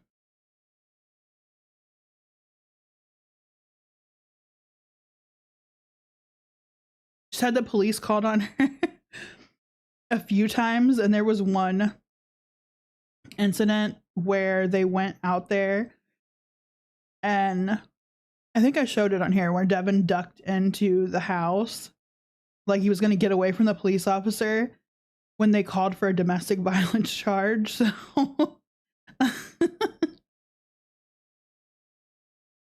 maybe they're waiting to see if she actually does leave. I mean, I don't think that they can extradite her for this charge because I think it is a misdemeanor, but still the fact that she's trying to run from the situation as opposed to just facing it and like relinquishing some of her animals, because realistically with her income from just the Social Security and stuff, they can't take care of those animals. Maybe one, not 8. And some of them have issues with aggression towards people and even other animals. So I think she has a fear that they're going to be put down. But I mean, you don't have the necessities to take care of these animals, and the fact that you're having to beg online for their well-being is a little much.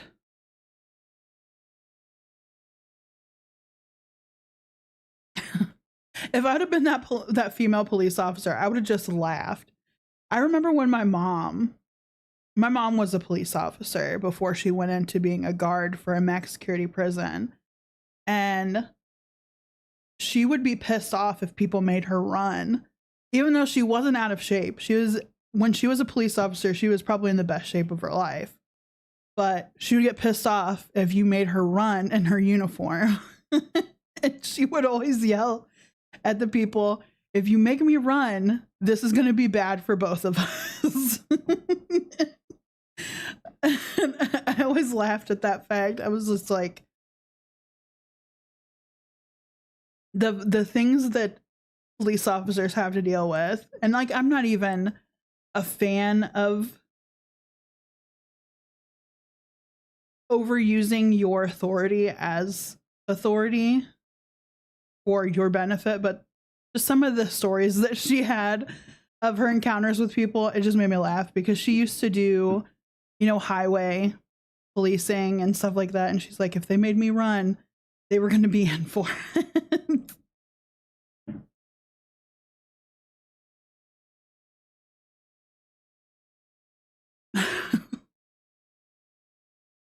I think even people that are in shape for the most part hate running, unless you're a runner and like track and field and all that shit. Which is even funnier because my husband did track and field when he was in his youth. So he did running and he hates running. I'm just like, why did you do it then?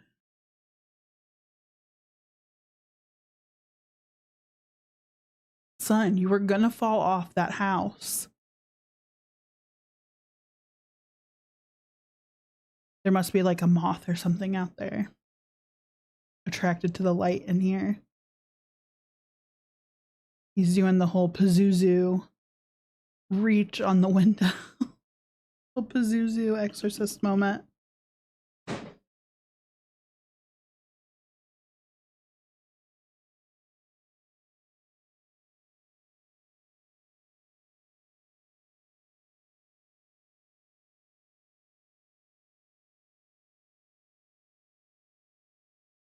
Fly away, moth, be free.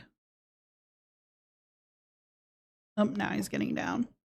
Good, because I didn't want him to fall. Yeah, that's pretty much the update on Beth and Devin. They're running from their issues as usual.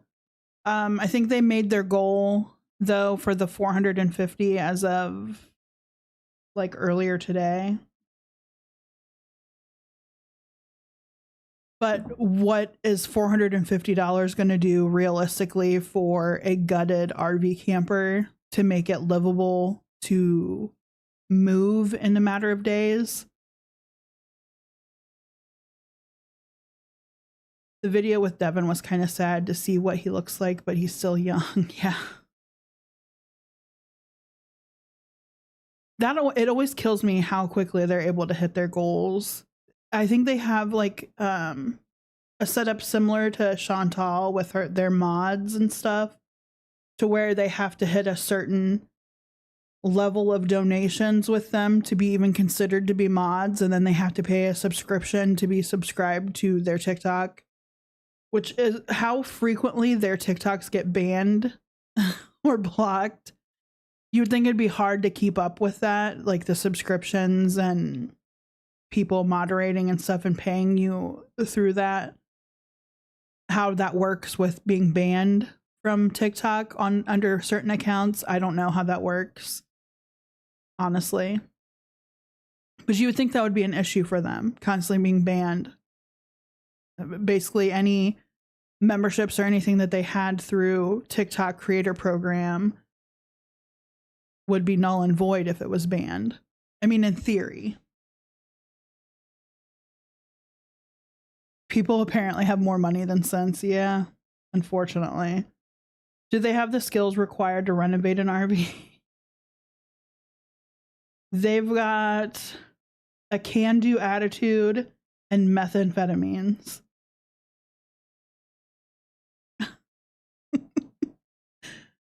In their manic state, they can destroy anything.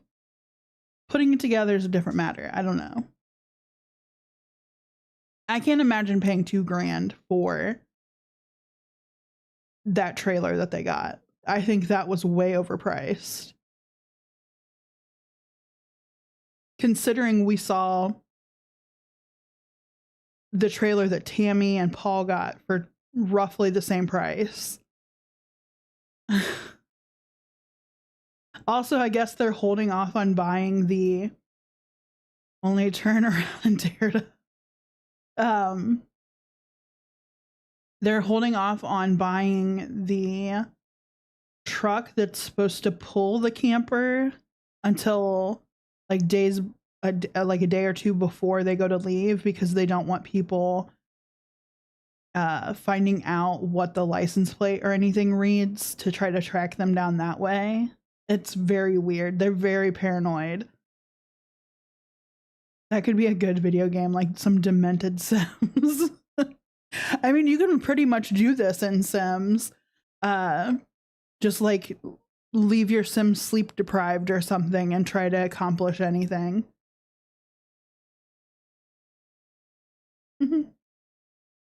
That's funny. Someone should make a Sims of them. I should do it. I have Sims. Design a Sims after them and play it as if I were Beth and Devin. It'd probably be a lot of in squalor living and a bunch of random dogs, which I'm fine with. I like dogs.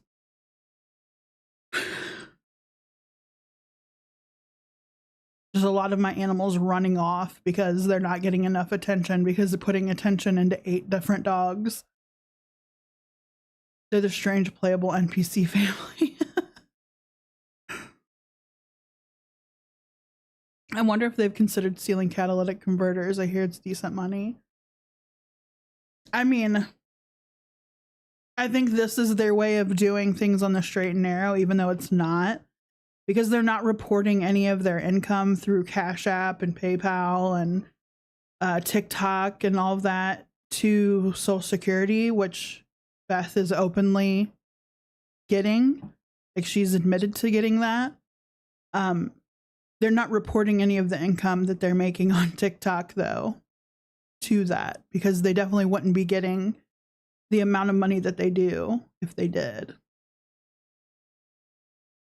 I know she said on live stream, it's been a couple days ago, kind of going over how much she made last month on TikTok through gifts and Cash App and PayPal. And it was, she made $1,500, she said, which is a lie because last month would have been what they did for the $2,000 for the trailer. So that right there is already a lie. It's better to rob people than the government, Beth. But she pretty much made up the number that they're making $1,500, and I was like, well, that right there already disqualifies you from Social Security, because I think you can only make like $900 or something like that a month and still be able to qualify. At least if I remember right from Ohio, when my mom was collecting Social Security when she couldn't work.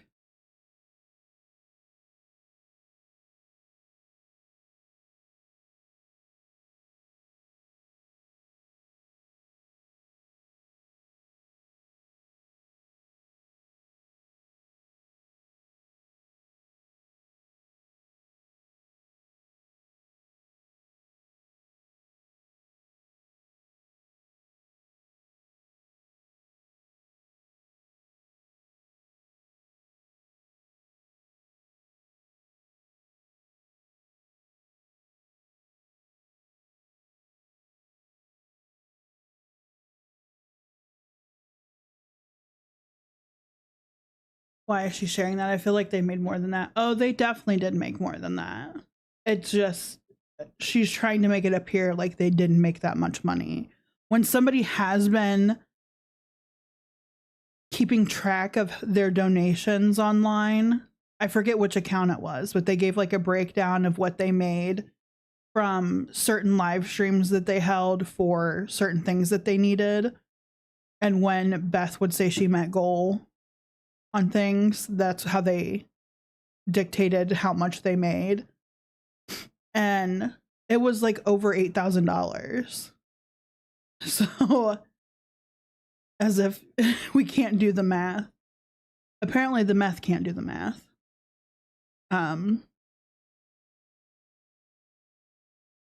And that $1,500 supposedly that she made is not even taking into the fact that she is collecting almost $1,000 worth of Social Security as well. So essentially she made $2,500 in a month, which for a single person is pretty good for a month.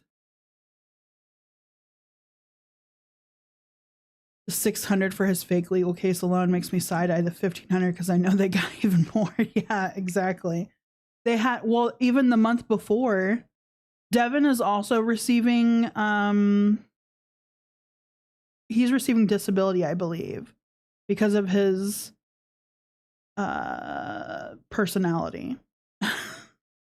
I'll just say that, his personality.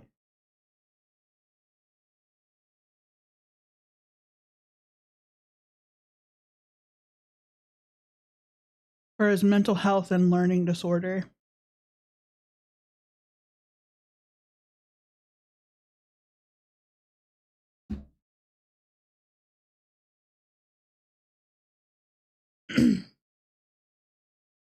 to listen to him speak is like nails on a chalkboard to me. When is the last time you tried to learn anything? It's been a while. It's been a long while.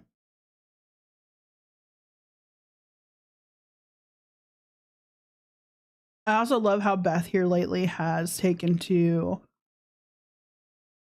like the Black Lives Matter moment and trying to all of a sudden be like this advocate against people being racist and all this other stuff. And I was like, you do realize that your husband's going around throwing around the hard R pretty frequently when he's in altercations with people, right?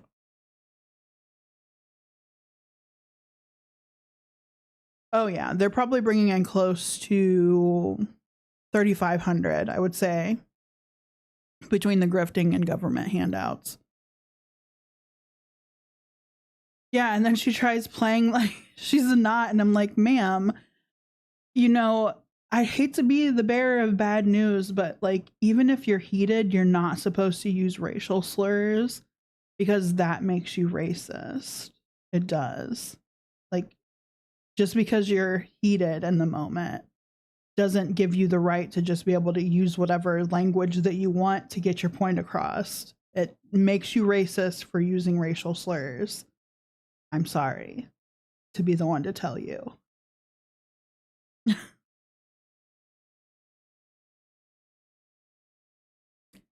Like, why would your mind even go? Exactly.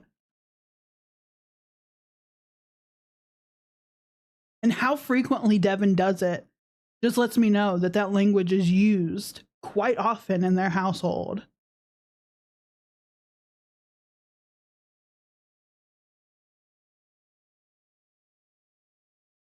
Oh Lord, I need to put my headphones on. Apparently she posted something 3 days ago on a TikTok that I haven't watched yet.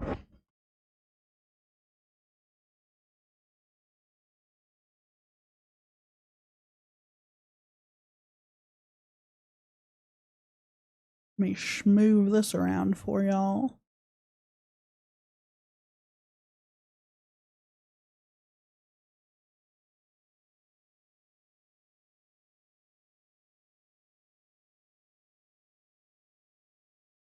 I can't imagine this is going to be anything useful, but she's got the girls out. She's got the girls popped out, so she must mean business here.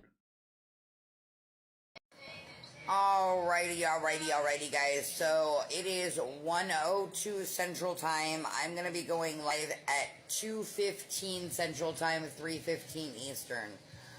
We have a $150 goal. 70 of that is the rollover goal, and 80 of that is for groceries. Y'all know these dogs eat twice a day and be eating me out of house and home, so I absolutely appreciate any help. And we will see you guys at 2:15 Central. Deuces.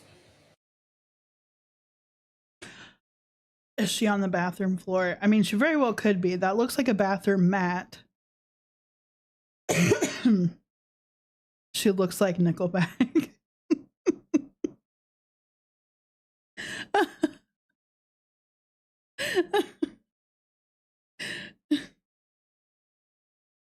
I've got one for you, Brioche.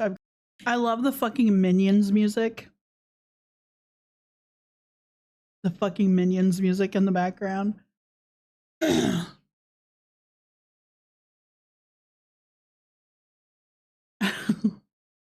My favorite of Beth's makeup routine videos is when she puts her little amount of hair into a bun in the back.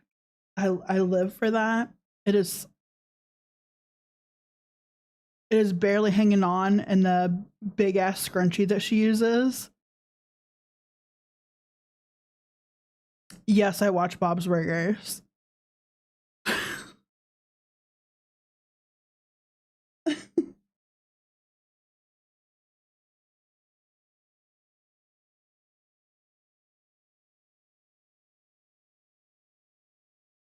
Good Lord.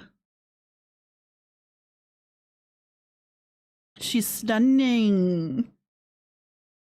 You can see the little bit of bun in the back of the hijab. Yeah. I still want proof that Chantal has any kind of hair. And if she does have any, what does it look like? I want to know. I want to know what it looks like. Inquiring minds want to know. Is it a chia pet? The old lady that runs the art store.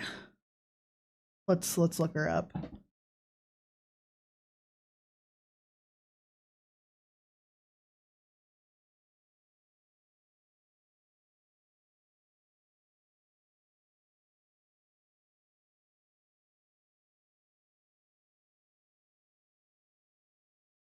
Okay.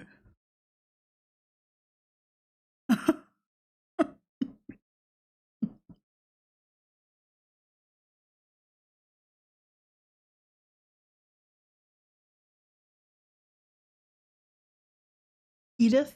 Bernadette? Bernadette? Let me look up Bernadette real quick.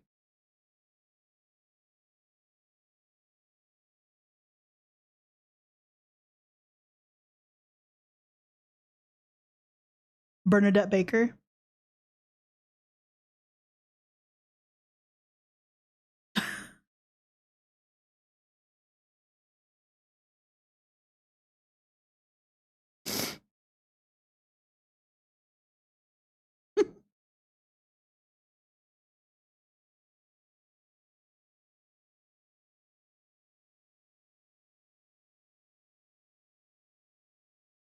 I want Timu hair.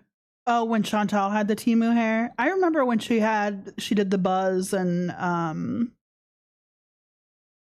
remember the powder that she used to do, the hair fibers. It looked horrible. She should just do like how the guys do that have like the bald top of their head where they get like the toupees. Spooky. Has anyone heard from Nodder and Dee Dee lately? The last I heard, Nodder had like a straggler channel trying to be relevant, talking about random shit. I kind of gave up on him after, like, I stopped watching him when I think the last big thing I watched from him was the when he was going over Chantal's dirty clothes that she left there and dressing as her. I think that's where I kind of fell off on watching his content. Yeah, before Chantal, I never knew hair fibers existed. I didn't know that was a thing. I knew of like the spray, like Rogaine type stuff because my grandmother used to use it just for hair filler. She had very thin hair. But I'd never heard of hair fibers, like the powder, like shaker shit. That was really weird. I refuse to watch them, but I'd like to know they went down in flames. I think they have so little viewers now that it's not even worth. I mean, their channel's dead. Seasoning their hairline.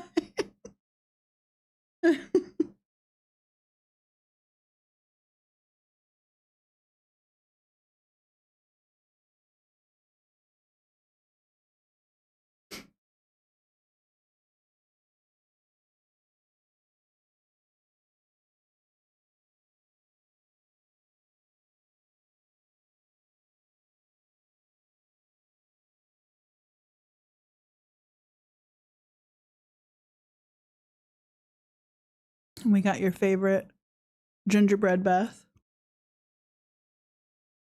Gingerbread meth? Beth? Methany, the gingerbread woman. Found out they have to have some kind of hair to stick to it, like baby hairs almost, or just peach fuzz.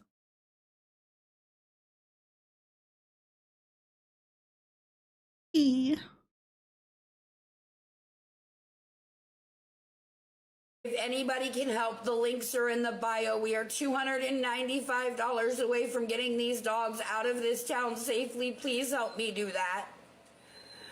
If anybody can help, the links are in the bio. We are $295 away from getting these dogs out of this town safely. Please help me do that. I forget when her court case is. I know it's coming up. I think it's like the 13th. Oh, good God. The wobbly voice and the whining dog is awful. This TikToker seems to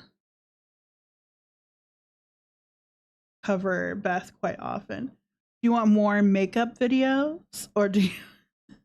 Let's do some more makeup videos. I feel like those are fun. If all of these things were true about me, I would not have gotten out of jail. If all of these things were true about me, I would not have gotten out of jail. So how are you going to sit here and lie to these people again? Look at this bald-faced lion. I've been trying to leave Dependopotamus. I've been stuck in court crap. I had to get clearance to leave from Devin's court case.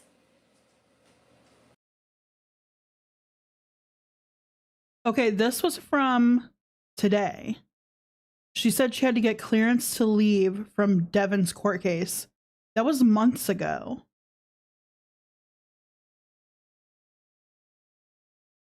Yeah, when she puts on that wig, she gets real spicy. She gets real spicy. When the wig and makeup come out, you know she's about to pull a Chantal. She's about to let you have it.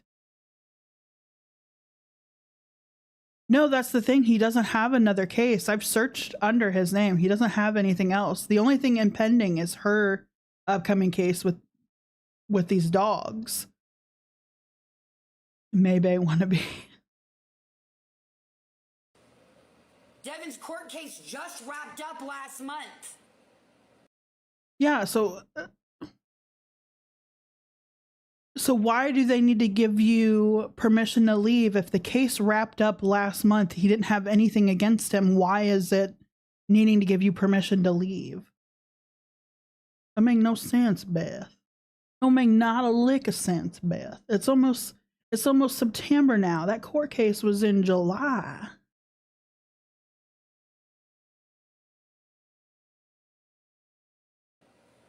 They're not going to be crated in a trailer. Who told you they're going to be crated? They're not going to be crated. They're going to be out enjoying nature with me and Dad. Enjoying our fucking self in the woods. Oh, now they're going to be naturalists. Now they're just going to be frolicking with these dogs. This pack of wild dogs in the woods that have been crated almost the entire time that they've had them. Now they're going to get freedom. Living in a fucking trailer and wherever they can park. I'm almost betting this bitch is thinking that she can just park in any wooded area and live like a fucking fairy when that's illegal. You can't just park wherever you want with an RV camper. You're going to find yourself in more heat doing that than what you're doing at the moment. So how?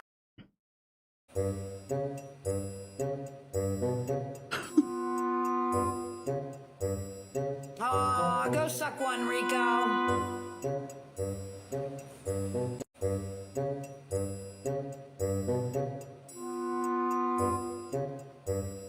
Oh, go suck one, Rico.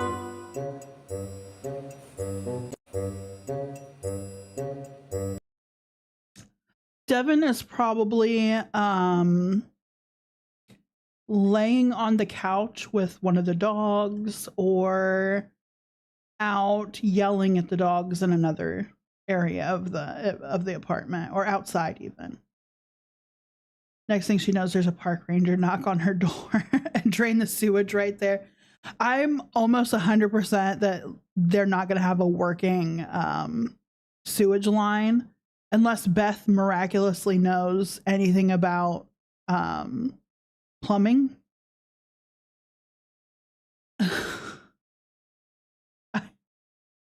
This is going to be, I really hope they do the YouTube thing and like film everything on this process because I really want to know. shitting in the woods like bears.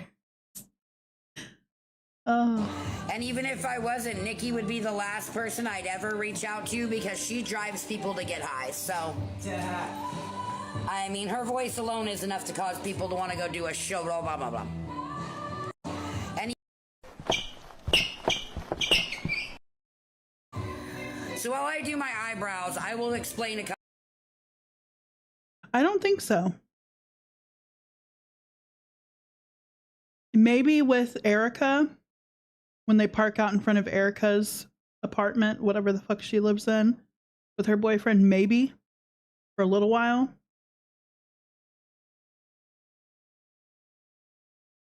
A couple of things to you guys. So we are the ones that filed this appeal. The only reason we haven't dropped the appeal yet is because then it reverts to the original order, which would mean they could show up and try to take my dogs. Yeah, the floor is done. I mean, it's not where we want it 100% for the rest of our lives, but it's travel ready.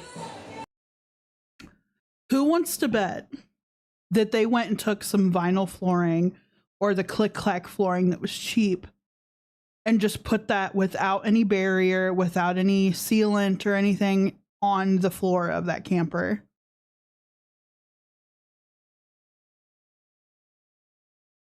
A 100%, I think that's what happened. Or the peel and stick tile without any barrier, nothing to prevent like water damage or anything like that happening.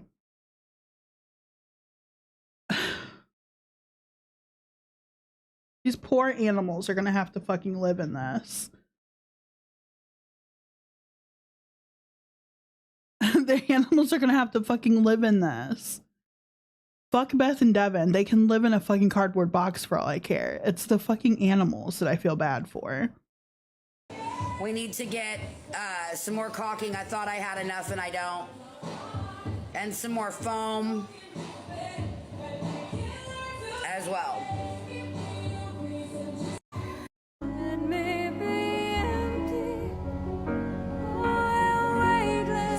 Absolutely fine. I've taken all of the furniture out. It's an empty space in there, sweetie. They will have their couches, they will have their beds, they will have their TVs. They will be fine. This is not the first time most of these dogs have lived in a trailer.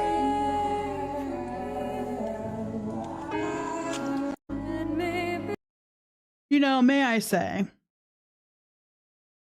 I'm happy that Beth finally got a new bra, because that teal blue one was hanging on for dear life with the amount of sweat and gunk that it was holding on to it, and the fact that it was her only bra for the longest time.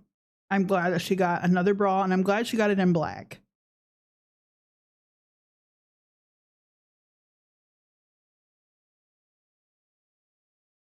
But will it be clean? Probably not.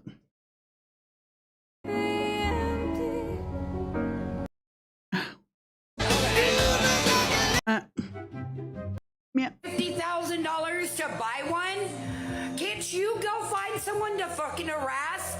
You are so useless. Wow. Can't you?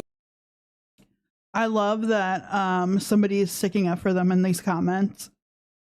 Y'all, they used to live in a car/van. Those dogs were always well taken care of and happy. They'll be fine.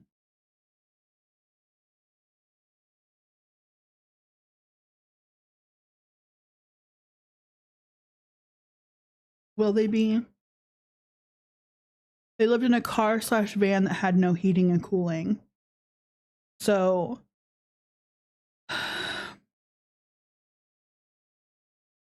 domesticated animals are dependent upon people to take care of their everyday needs, making sure they have a place to properly go to the bathroom, to stay clean, to stay parasite free, to eat and drink fresh water, and a safe spot to sleep.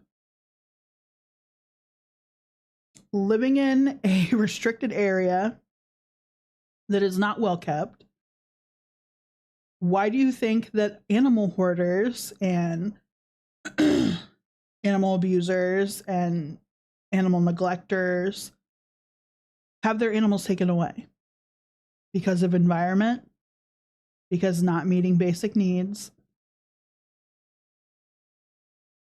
two of which will be happening if you are bringing them into a half-assed, reconstructed, dilapidated trailer or living out of a vehicle. Yeah, it has nothing to do with the dogs. It's just them not wanting to get rid of their the animals that Beth wanted. Now, mind you, Devin never intentionally wanted this many animals. He originally only wanted the one dog, and then Beth talked him into the remainder, which was adopting another dog and taking in a already pregnant dog that had a litter of puppies that they didn't give any away. She called someone else useless, man. So most of those dogs are siblings, and they're unaltered and unvaccinated, which are two terms of the misdemeanor charge that's against her in this animal abuse neglect case against her. That she has too many animals that are unaltered and unvaccinated under one roof. Vaccinate and fix your animals and downsize. Not hard. Not hard. You're two people struggling to survive without the handouts from government and people online. You don't need 8 animals. She literally just grift for the money to take them to the vet. It's so simple. Exactly. Grift for the money for the vet and the fucking money to get your license to have the fucking kennel or whatever that's needed to not have the animals taken away. Easy peasy. It's a lot of money, but I mean, you've collected over $8,000 in the last few months. I don't think it was a stretch to say that this could have been used on that. But we know that a good majority of the money that came your way was not used towards what you intentionally said it was going to be used for. I think it was used towards extracurriculars that were not what the money was supposed to be for. They're going to procreate more if they all intact and intermingling. I think that's why she has them kenneled, honestly, is so that they don't run into that issue, because they'd get in even more trouble, because then they'd be considered a breeder at that point. And that's at that point it would be considered backyard breeding or whatever. Can't you go find a farm? Can't you go find a farm? Can't you buy me one? Wow.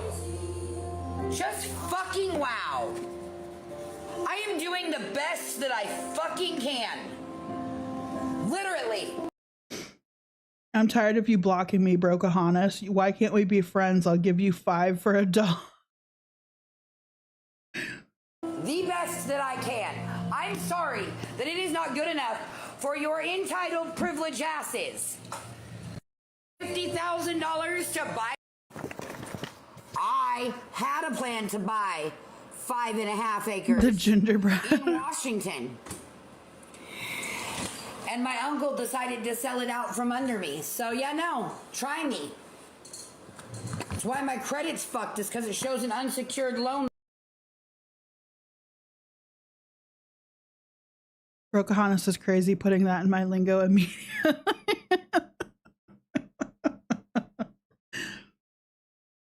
She just said that her credit is shit because of her uncle or whatever.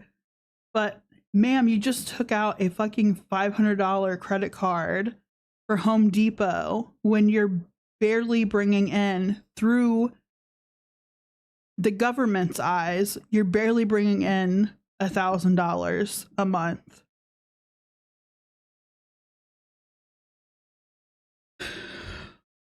Loan that I didn't get. I had a plan to buy 5.5 acres in Washington. And my uncle decided to sell it out from under me. So yeah. One of two things happened there. Either the uncle sold it out from under her because they are also in a bad money situation and needed the money. And Beth wasn't giving them any money, or not the level of money that they could have gotten from somebody else. That could be. It also could be her whole family is probably a piece of shit if they're anything like her or know of how she runs her life. It's just family. Where would you find the money to buy 5 acres? That's the thing. She probably offered him like a couple grand when he probably got more from selling it to somebody else. And maybe he needed that money. And maybe it wasn't a thing of selling it out from under her. Maybe it was like, well, Beth, I need you to move by this date. And Beth's like, I can't do that. Give me some time. But never got back with him. And he probably just fucking sold it because he needed the money. Also, maybe he just didn't want to sell it to her because she's a fucking drug addict. Like, you ever think of that? You ever think of that, Bethany? Bethany, did you ever think that? Yeah, no. Try me. That's why my credit... Oh, sweetie, you don't know anything about me. I'm not a scammer. You can call me a beggar. Go ahead. But don't call me a scammer because I'm 100. I can't tell whose music is playing.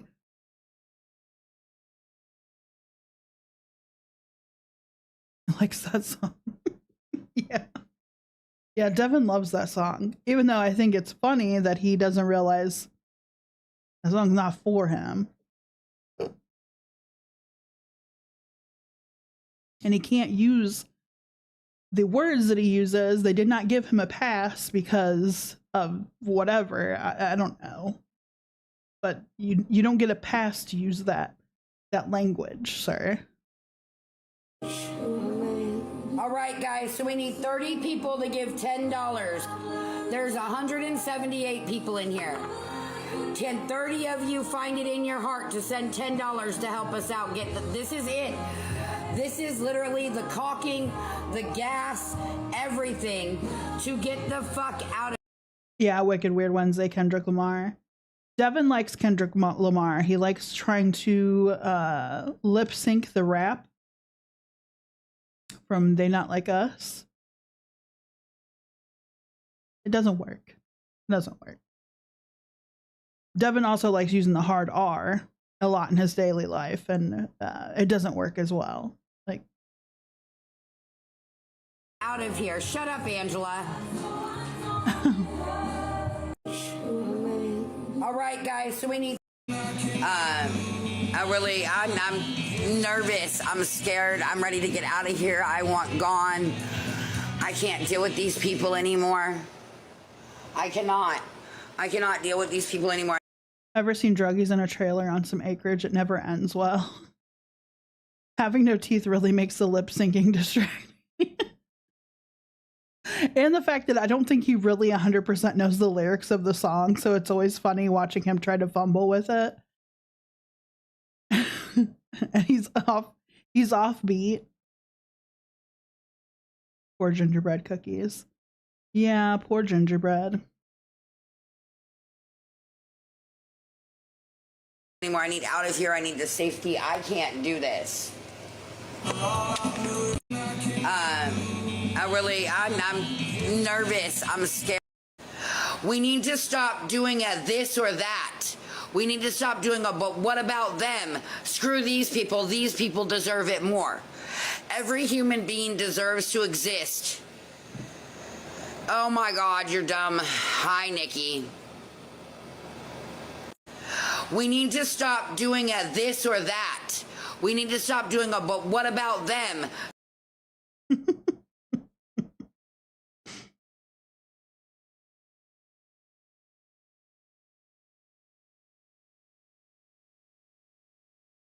That's not an argument. Than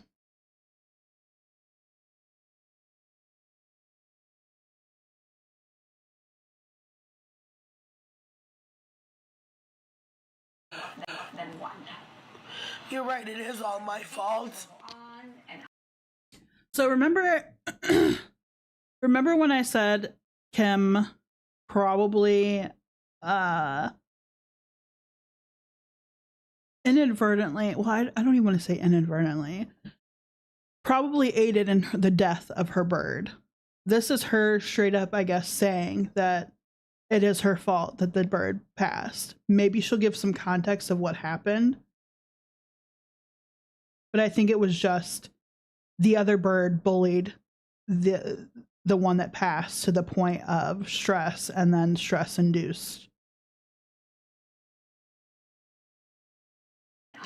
Why would you say that? It is my fault. Are taking place at US Bank Stadium, Target Field, the Xcel Energy Center. Saquon is live in Minneapolis with a preview. Why would you say that? I already know it's my fault. So much happening from every corner of the metro. Hey, Say. I am a bad Bobby. It is my Nailed it right here. We're talking about 4 rock concerts over the next 4 days. Today. And the fun. I'm sorry, please. At the Metallica pop-up shop right now. Why would you say that? But just know that a lot of these items in the pop-up shop are very limited, and man, is there a fan base up here. So we have some video of what the line looks like just about I'm sorry, Louie. Then one. You're right, it is. I did not buy that at all. That was so performative and put on. Oh, my mommy. What the actual fuck?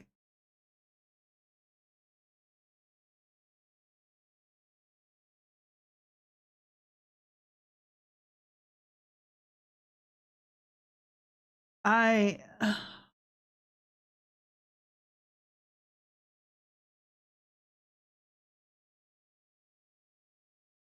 could never record myself grieving a pet. I feel like I would ugly cry. I would not. And I don't believe I would record it. That's just awful. But to be on live stream and have somebody tell you and remind you of all the things that could have prevented this happening and how you're a bad pet parent, and then for you to just go off with being a bad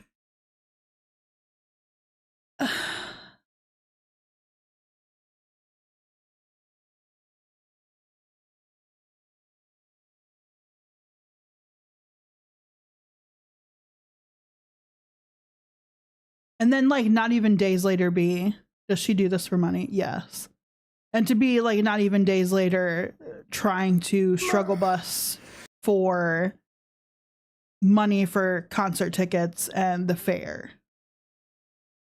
And then also on top of it, wanting another bird. People had been warning her about the situation ever since she showed in her live stream. They heard the birds fighting and she showed how they were interacting with one another. They were like, you need a bigger cage. It's not a big enough cage for both of them. They do not like each other. You need to separate them. Not all birds are going to like each other. It's just the unfortunate thing. Parakeets do well in pairs as opposed to being separate, but some of them just do not like each other. They have personalities all their own. Some just do not like. And the fact of the matter is she had 2 separate cages. They were both on the smaller side, but it'd been perfect to separate both birds, but she just chose not to do that. When my dog passed away, I didn't talk to anyone for days. Oh. Yeah, when I lost my puppy, well, he wasn't a puppy, but he was a puppy to me. He was like 12. He had cancer of the bladder and had to be put down, and I did not get to be present for it, but I did mourn him a lot.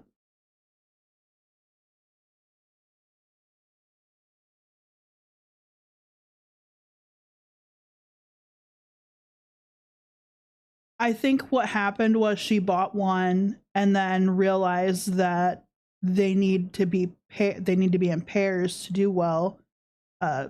socially and everything else. And she just picked up another random bird that either was cheap for her to pick up or from Craigslist or something. And I think it was off the bat, they did not like each other.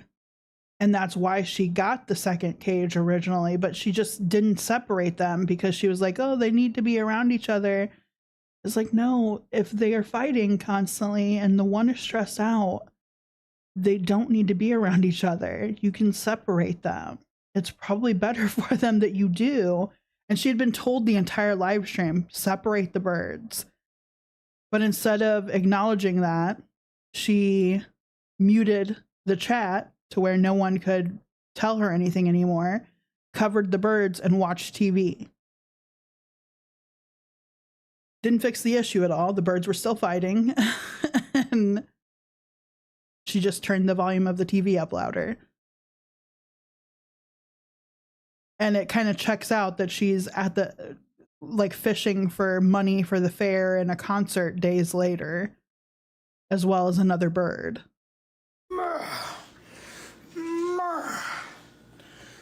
Alright. I know I'm up late. Y'all don't understand. I'm trying to, I have a goal that I gotta make before Thursday for the fair, and I'm not anywhere near it, so, I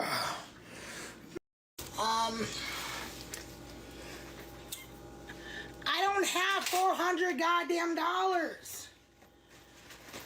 I don't have $400. I don't know where the fuck you're getting $400 at, dude. God damn. I just realized I thought it was like the design of her dress that she had like the keyhole in the front, the chest piece. They're just holes. They're just random fucking holes in her dress. I don't have $400 goddamn dollars. I don't have $400. I don't think it's ever been discussed if she does drugs or not. I think she just is bad with money. She's just bad with money. She eats out a lot and grotesquely eats a lot at home. But she also feels like other people should fund her outings. Multiple chess piece. Yeah.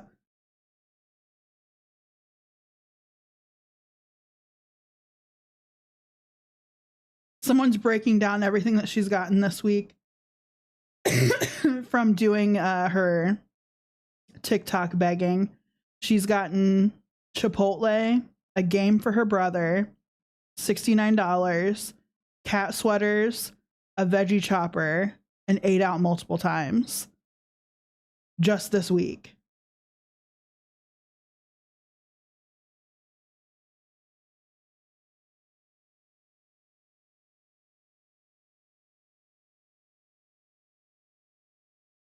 She's also apparently a diabetic.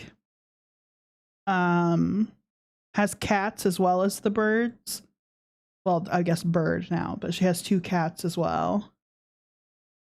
She got her nails done yesterday.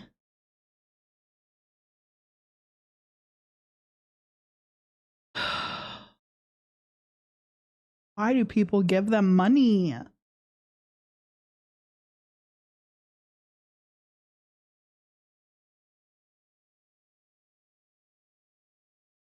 Sober, honey. Ooh, I think this is where we get to see birds and cats. Like, she wanted one of the birds today. Yeah. I think she had the cats well before the birds, if I'm not mistaken. But yeah, I think this is where we see Beth's little bun in the back. Sober, honey. The recovery community, stop making a mockery of those of us. Ain't nobody making a mockery of shit but you, Nikki. Stay sober in your fucking life. Baby, I've been sober 9 years. I haven't touched meth in 9 years. Thank you. She's got 9 Thank years you. in recovery, Nikki. The hell you do. Bitch, you cannot sit there and smoke dabs. Yes, I can. Cannabis is not. Oh my God, you're dumb as fuck, you stupid bitch. I don't know what else she's touched. Sober, honey. Recovery. So So in the comments, someone said in her live stream from days before, she said she had been sober 7 years. Now it's 9 years.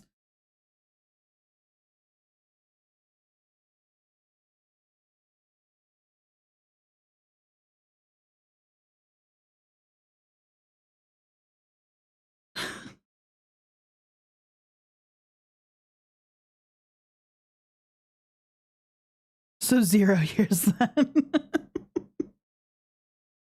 End stream. That's insane that she would talk to people like that. Oh, she does that constantly. Eventually, like, she'll start out the stream like all nice and demure and mindful and cutesy, and then the more people come in, the more people come into the live stream that are people archiving her live streams for science, she gets a little bit more heated. That tooth, we need a trigger warning.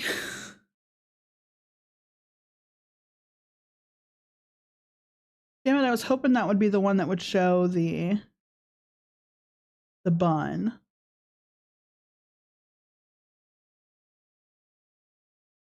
Maybe it's this one.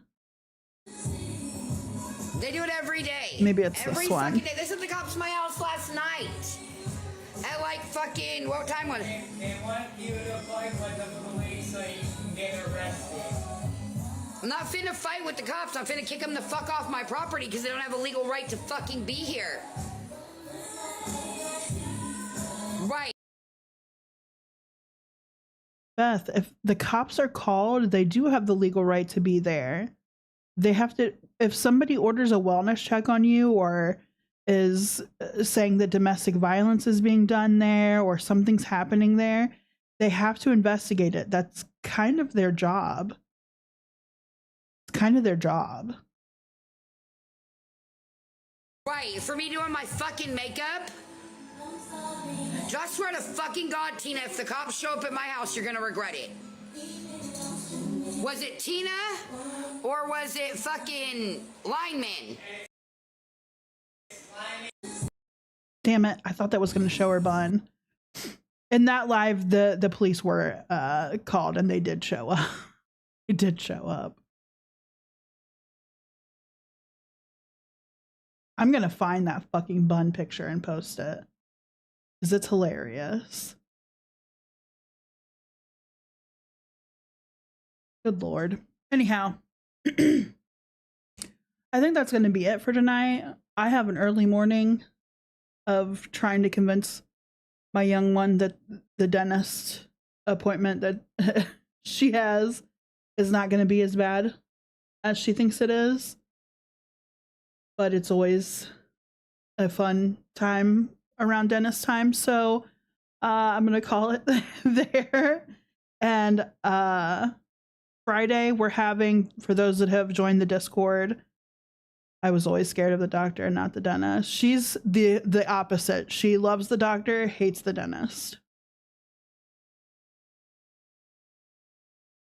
She hated, she lost 2 teeth over the weekend, and screamed bloody murder when they fell out and there was the smallest trace of blood. She hates blood. But she's 6 years old, so.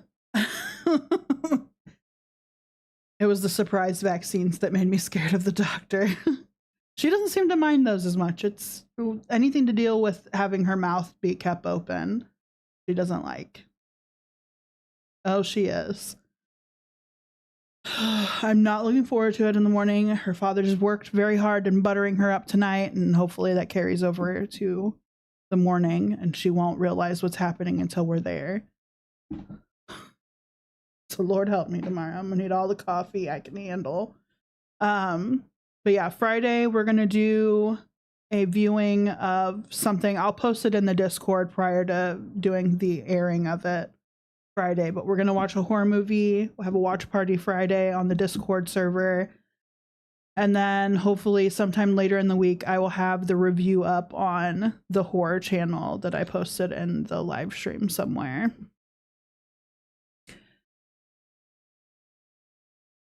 Good night. And yeah, I hope everything works too.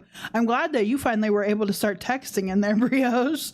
That was half the battle as well. So hopefully, fingers crossed, everything works fine. I'm going to download the movies probably tomorrow night sometime, and then we'll air it on Friday.